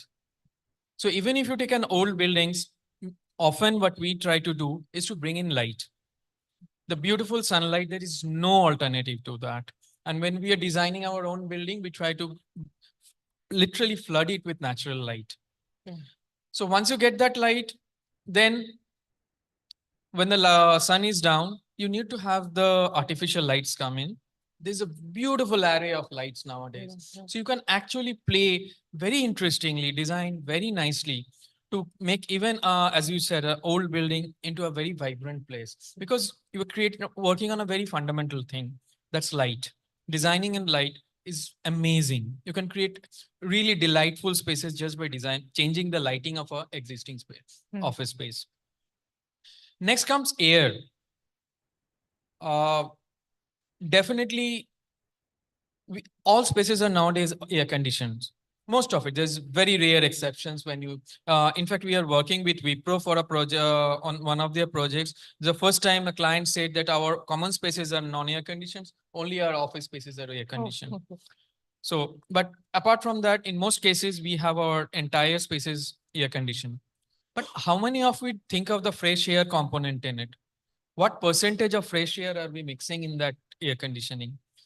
No matter what temperature you are achieving or what beautiful colors or panels we are doing, if the air is not fresh enough, if there is not sufficient intake of fresh air, it will not be a healthy place to work in. You will never feel enough energized. So once again, how do you upgrade the air conditioning system of an existing system? The first thing one should check how much fresh air the intake system is part there is. The temperature can be less. You don't have to be at 22 degrees centigrade. 25, 26 is comfortable enough. But is there sufficient quantity of fresh air? Like that, these are the very basic fundamental things. If you really upscale any place given the place becomes successful. The people who living there becomes happy.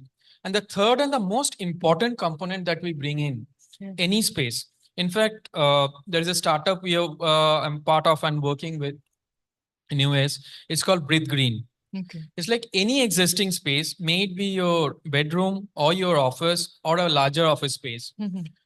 How do you make it a healthy space? It's not only a good looking, good feeling space, but is it really healthy? And how do you bring in that health component? Of course, natural plants are the best. So there we are researching on what kind of plants to actually bring in and in what percentage, in what way that can completely modify a existing built space into a much healthier and greener space. So we are calling it Breathe Green and we are launching it. And obviously in our new buildings, we flood it with green. There are portions of it are completely green. And if possible, we make terraces.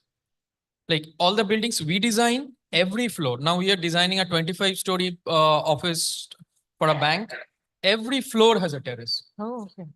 You need to give the people to break out and go outside. So these are the very fundamentals I would like to point out once again. Like if you get the fundamentals right, everything else will fall in place and we can have a nice, healthy space to live in. You literally mentioned the three basic pillars of how an workspace can do. And with those three basic pillars, how you can actually revolutionize the entire space setup. So with this, I'm going to go ahead with you, Prita.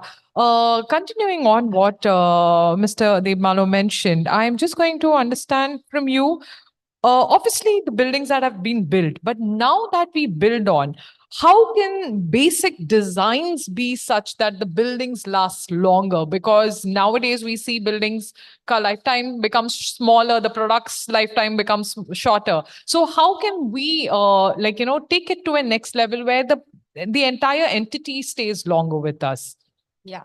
So I'll take forward what Demalloda said. I very much agree with him about ventilation. See, after COVID, we have learned how important ventilation is. Yes. Most of our flats, most of our office spaces where we live in are not at all well ventilated. Mhm. So proper ventilation system, not mechanically, but naturally, Correct. is very much required. So when we talk about life of a building, so I'll give you an example of a building in Mumbai. It's in Kafparad. It's WTC, World Trade Center. So it was built in the year 1970. Mhm. Still today, if you go to that building, you will feel that was made 10 years back. Okay. So that time, the way architects thought about it, so the staircases, they are naturally ventilated and they have this cross ventilation principle, wherein the staircase is not pressurized for fire. Okay. So that is a huge cost saving if we Okay. do that, Mhm. which nowadays, I'll not blame the architects. It's also the clients who have a demand of a good facade. Hmm. They end up closing the stairwell.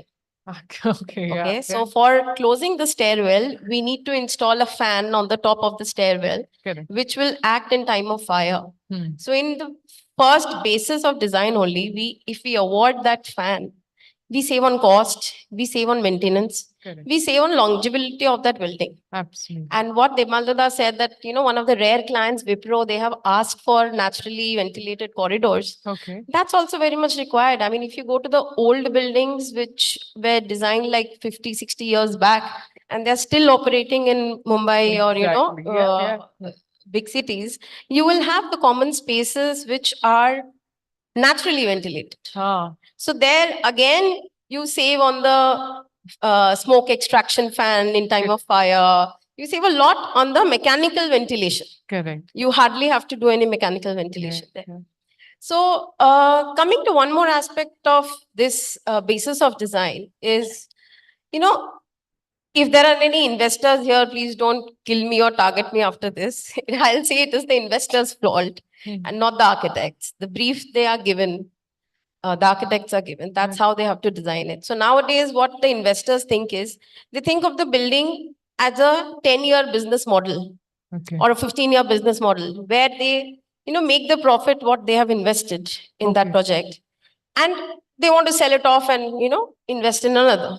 So they don't look at the broader timeline. Correct. Correct. They don't look at a timeline of 25 years, 30 years, where they'll reap better benefits or profit. Correct. They have a short-term profit Margin, turnaround. So if the investor thinks for a longer period of profit, they can always, in that case, what happens is the initial cost of project becomes high, Correct. which investors are not wanting to do nowadays. Correct. So there's a thing in chillers called magnetic levitation chiller, which has a higher initial cost, but the running cost and the maintenance is much low.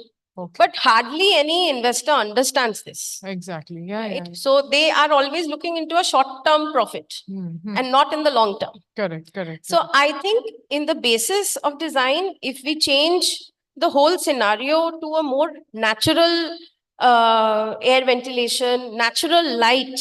Hmm. Again, glass is a material which takes in a lot of heat.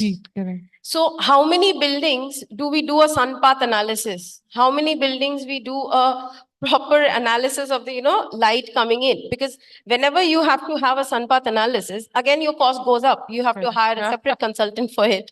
You have to have an energy consultant for it. So mostly investors avoid this and they just want mera building sundar dikhna chahiye. Okay. Do that with a glass. But how glass affects the inside temperature and the comfort of that building, people don't get it. Absolutely. Yeah. Yeah. That's actually true. Yeah. So that's actually very brilliantly put and something so basic and so thoughtful behind the scene. And especially someone like you goes through this entire process day in and day out. Like, See, more the coordinate. machines involved in a building, more the maintenance. Exactly. Yeah. So if you reduce the involvement of machines in a building, so Exactly. look at Taj Mahal, Hmm. look at Puri Temple. Yes. I mean, look at these old structures which are not. Do you have to think about Puri getting a corrosive? Puri is in a place where the corrosion level is very high. Correct. Yeah. But you don't see that. You won't see. That's actually true. Going to the next question that we have, I have it for Mr. Sukant Basu. Now, taking up refurbishment, renovation is never an easy process. So, starting with like how we had also discussed, the owner's mindset, the stakeholders' mindset, how many of them are accepting that a building needs to go into refurbishment? Because it is not just about the building degrading, but the cost factor also and its sustainability factor. So, putting all these, what are some of the challenges that you face when you've taken up refurbishment and renovation projects, starting from an owner's mindset in itself as such? At the onset, I would like to thank you for using this nice topic.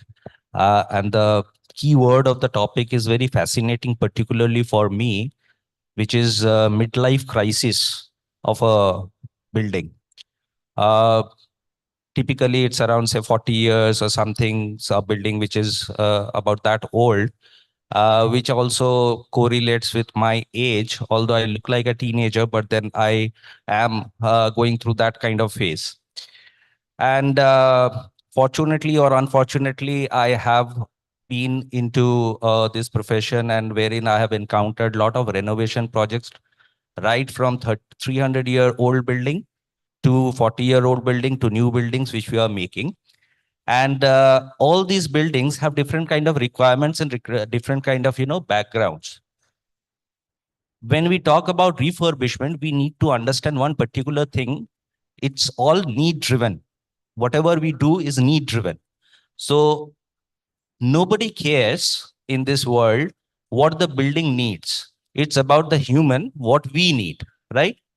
So when we need something, for instance, if we talk about workplace, now there is an old building, and this is one of the oldest, earliest tall structures in the country, which we have been associated with, say, for since 17, 18 years or so. Used to be a landmark building at one point of time, but now, due to a lot of other high rises, that building has not, it's a lackluster kind of a thing, but then still it is maintaining what it used to be. But that building has not died off. The building is going through changes several times, and that we call renovation. What is happening is people are using that building for their changed needs. In the previous panel, we heard a discussion about the next-gen work spaces. Now, when we talk about next-gen workspaces, which inevitably it means that the need of the users are changing day by day. Now, to accommodate that, what is happening is that these buildings are going through changes, which we call, say, renovation. Then there is another thing. We need that building, but that building has some kind of challenges which needs to be addressed. So that we call refurbishment or, re-strengthening of that building. Say there is a structural damage or something, but we don't want to, kill that building. We don't want to demolish it. We want to retain it. So that is another kind of need. In the process, what we have encountered is, I'll just take an example. A few days ago, there was a complaint from one of the offices that there is a lot of, dark circles which have come up on the walls, in the panels, in the soft boards, etc., which we had designed. We had done the interiors for that. We went for an inspection and we found that we felt that is a mold growth. Okay. But nobody was actually accepting the fact, because they said that how can that be a, that particular regular shape can be a mold growth. And then we had to literally show them the literature that the mold growth is, by its nature, it forms in concentric circles. So this is a mold growth. And why it has happened? We had used a lot of plants, etc., etc. Why it happened? Because, there was a lot of relative humidity, which we hypothetically we mentioned. Then we did a inspection in terms of, real-time testing. And we found that the relative humidity in those places were even higher than 80%, 90% or so, which is very ideal condition for a mold growth or something. And then they realize that what needs to be done. Now the corrective action comes into play. So what kind of corrective actions need to be done? There can be several things. I mean, we can go on and on this. But the particular thing that I'm trying to point out is that all these things which are need driven have to be fit in something which has been given by someone else to us. We need to understand that what is, what needs to be done or what care needs to be taken in order to, address the situation and accommodate the new needs. And thereby we have to be mindful in designing, unlike what we design nowadays for a fresh new green building, greenfield project, and, which may again reach to its midlife crisis, maybe after say 30 or 40 years down the line. So the typical nature or the genre of the understanding of these kind of projects are very different from a new building or a new project that we are going to design upon. Let's understand. That's really encompasses one major challenge that, refurbishment in itself encounters. And to take this forward with Mr. Lai, I just wanted to understand, like he mentioned, there are a lot of challenges and this. Now coming to an part where we kind of make and space more comfortable and more inhabitant, we add a lot of technology syncing to the points that they mentioned. And I just wanted to understand with you, with an existing structure, like he mentioned, to add on to it, it becomes very difficult. So in that space, what are the new technologies or the systems that you are using in refurbishment or upcycling of these spaces as such? So be into the subject, specifically what we are talking about today. What Rashmi is telling is very true, that how we typically tackle the situation. So that is very important here, the midlife crisis, and how do we augment into it. So into all of our speakers' topic, as Deb Mallo started with the architecture and the space planning with the nature itself, then Pritha with mechanical ventilation and all, and then Sukanto with the refurbishment as well as the typical midlife crisis of a building. So be into the subject. It's very interesting here that once we are handling the structure itself when it's suffering through this type of crisis, normally what we do practice, like a DCPL or a development architects here, that we do have all services together in one house. So we do practice all these, right from planning, design, architecture to the services, MEP, and including all, right from pure architecture to industrial architecture. What do we feel here? So I just want to give an example here with a typical mindset, what we are feeling and what we are running through, going through. A very recent day, a council of architecture, I think you all know that, on 3rd June, a letter was published for West Bengal itself that we architects will be not signing the buildings beyond 15.5 meters. You heard of it?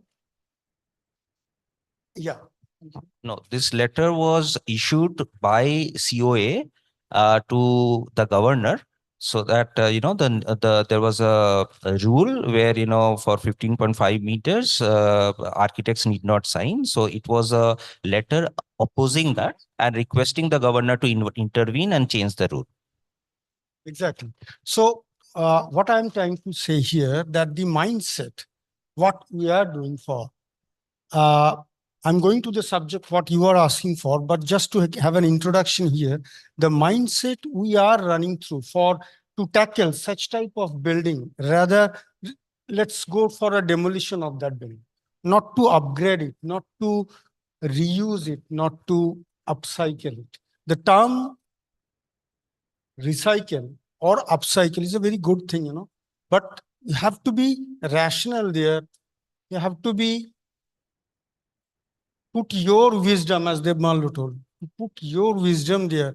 that whether this to be in a justified way to be could be accumulated there or not.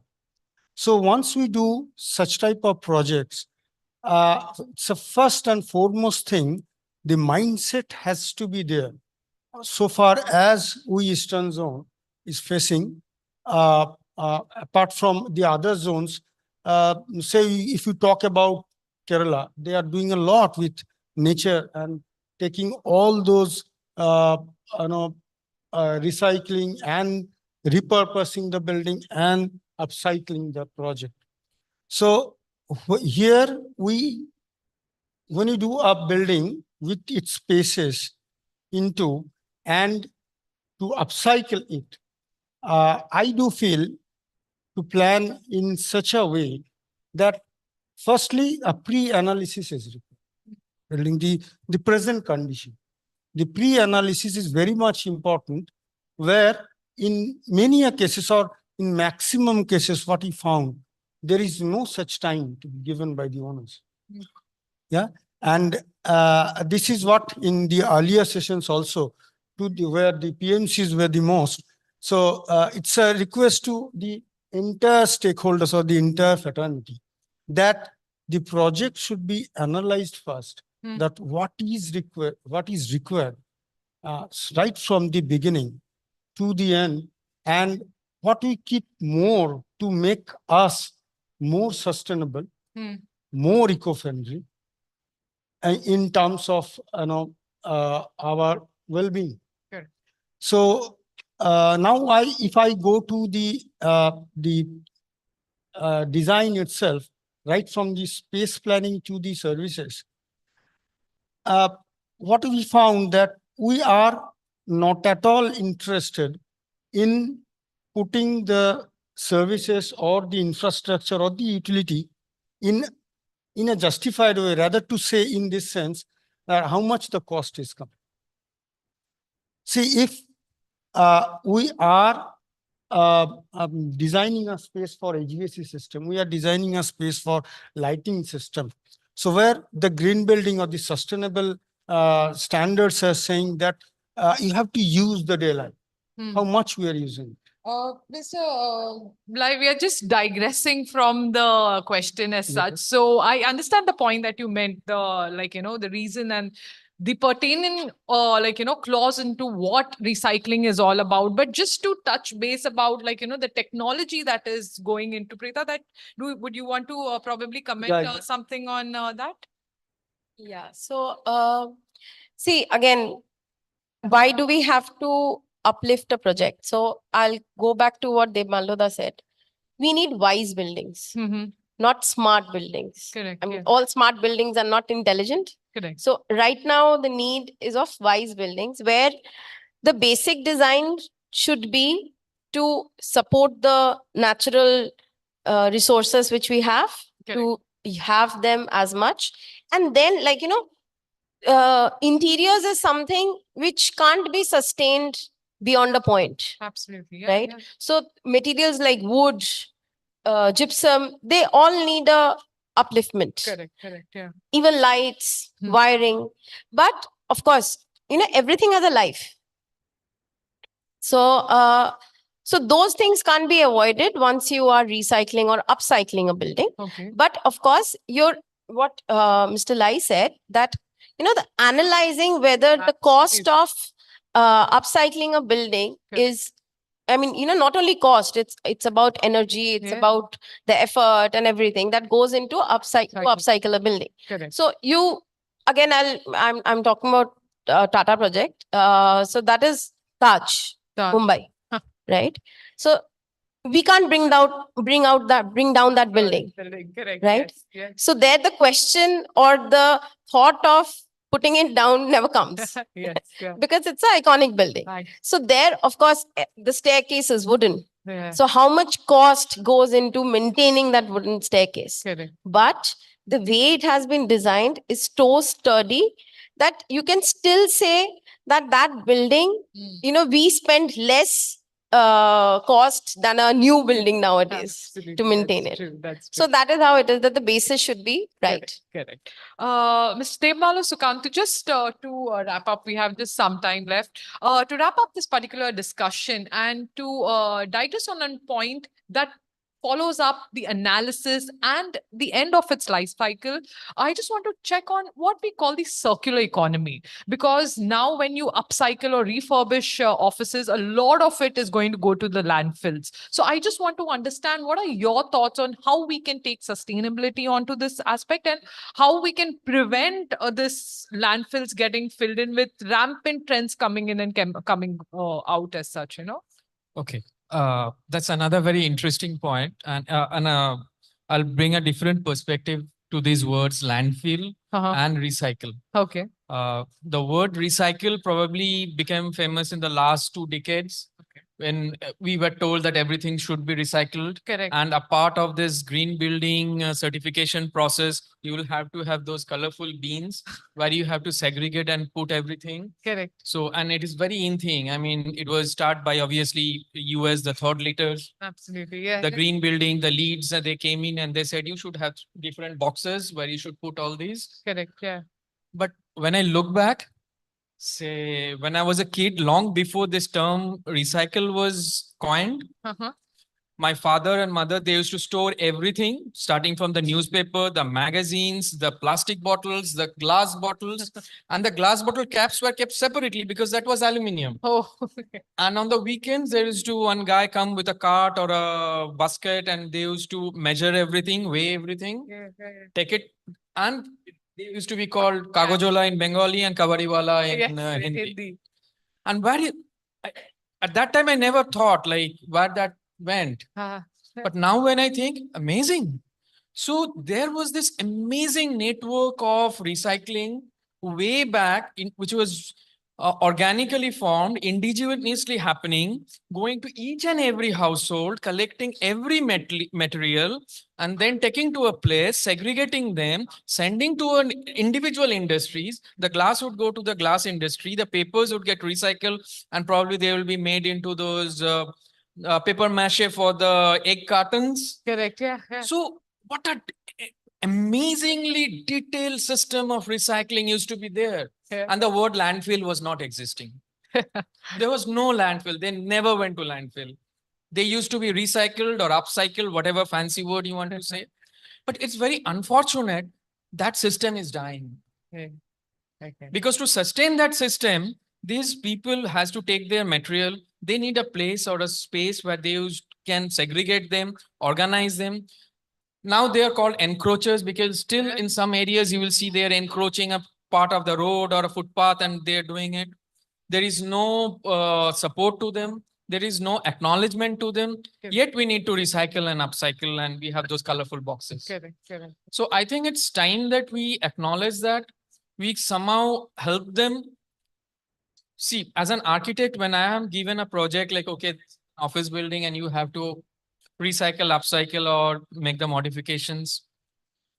I'll use the terms of a very old planner, actually, not an architect. He used to say first, an architect needs to do diagnostic survey, which always ask for the survey, a survey drawing. Give me the survey of the place and I'll sit and redesign it. So it's not only survey, it has to be a diagnostic survey. Correct. So the architect himself has to go there and has to diagnose, okay, this part of the things, maybe the false ceiling is okay, we may not change it, maybe this part of the flooring is good. If it's cleaning up or something like that. Correct. So after diagnostic survey, when you're designing, it has to be like a surgery in an existing building. And the term he used to use, it's called a conservative surgery. You don't cut off and throw away everything. In a very conservative way, we do the surgery and change only the things that you need to change, retain the things that can be retained. And there you go. And of course, the things that you throw away, let's have help these people to organize a system where these things can be recycled. Their age-old system can be, revived and be reinforced, upscaled, and then we can have a much more, Yeah. wiser world rather than smarter world. Conservative recycling. Yeah, that's so thoughtful, actually. Mr. Basu, your final words on it before we close the day. No, absolutely agreed, more than agreed to what Demaluta said. We need to be, mindful about the fundamental 3 Rs that we have all heard about: reuse, reduce, and recycle. Firstly, when we are talking about refurbishment or, using up a building, we are reusing a property which exists. So thereby, what we are doing is at least whatever our ancestors have done in the past is something else. But then, at least now we are not demolishing it and we are not, creating another burden on our future generation. That is point number one. Point number two is that when we talk about recycle, we have to be again careful and we have to understand that everything can't be recycled.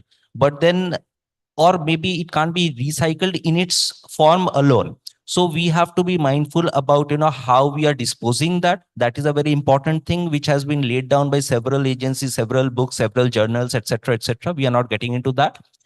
And reducing, that is another part of it, because how we are consuming resources and how less we are consuming resources becomes the key factor. But I also personally feel, which I would like to, it's a takeaway for me, and I would also like to convey to everyone. I'm sure everyone knows about it, but then I would just add on to it. It's like, we talk about so many things, we listen, we hear, we read about so many things, very technical things, everything is fair, fine.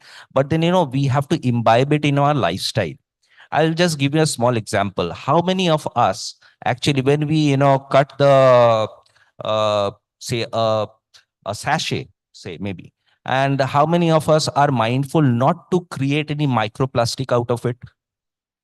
So these are, certain things, these small changes, perhaps, we heard about deep thinking in the keynote session. I feel, these are the things we should be deep thinking upon, ponder upon. And if we can bring those changes in our lifestyle and if we can pass it on to our future generation, then I think, we can approach to a holistic, approach towards all these sensitive issues.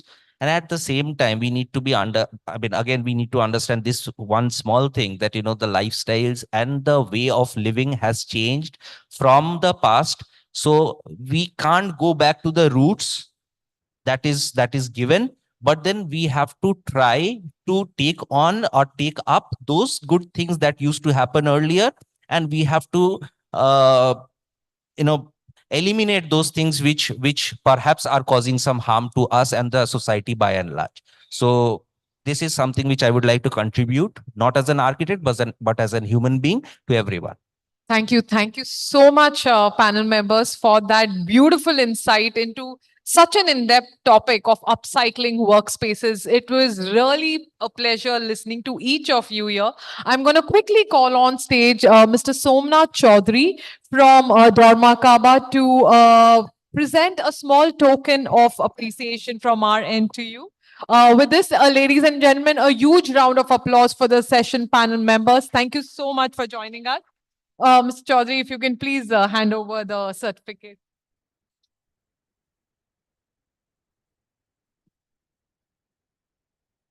I'd first love to start with the lady on the panel, Preeta Roy. Thank you so much, Preeta. And honestly, coming from Tata Projects, given their buildings are that age old, it was beautiful to hear what you had to say. Thank you so much. We next have Mr. Devmalo Guha. He has been pushing. He's so late. I'm so sorry, but we just had to have you here on this panel. And thank you so much for your patience with us. We have Mr. Lai next. Thank you so much, Mr. Lai. He put a pertinent point about analyzing a building and what's needed to recycle and not. Thank you so much for that. And we have finally Mr. Sukantu Basu joining us on this particular panel. Thank you so much, Sukantu. With this, ladies, just in small group photo. With this, ladies and gentlemen, we come to the end of this particular session. So this was the Smart Office Summit. This was like I told you, a cross-platform initiative.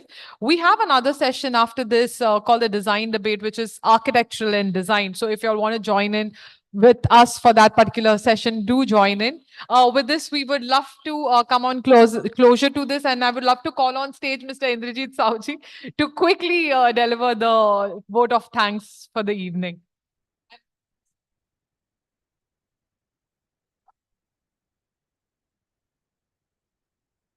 Thank you, Rashmi. This was an amazing session. Thank you, everyone, for being such a lovely audience.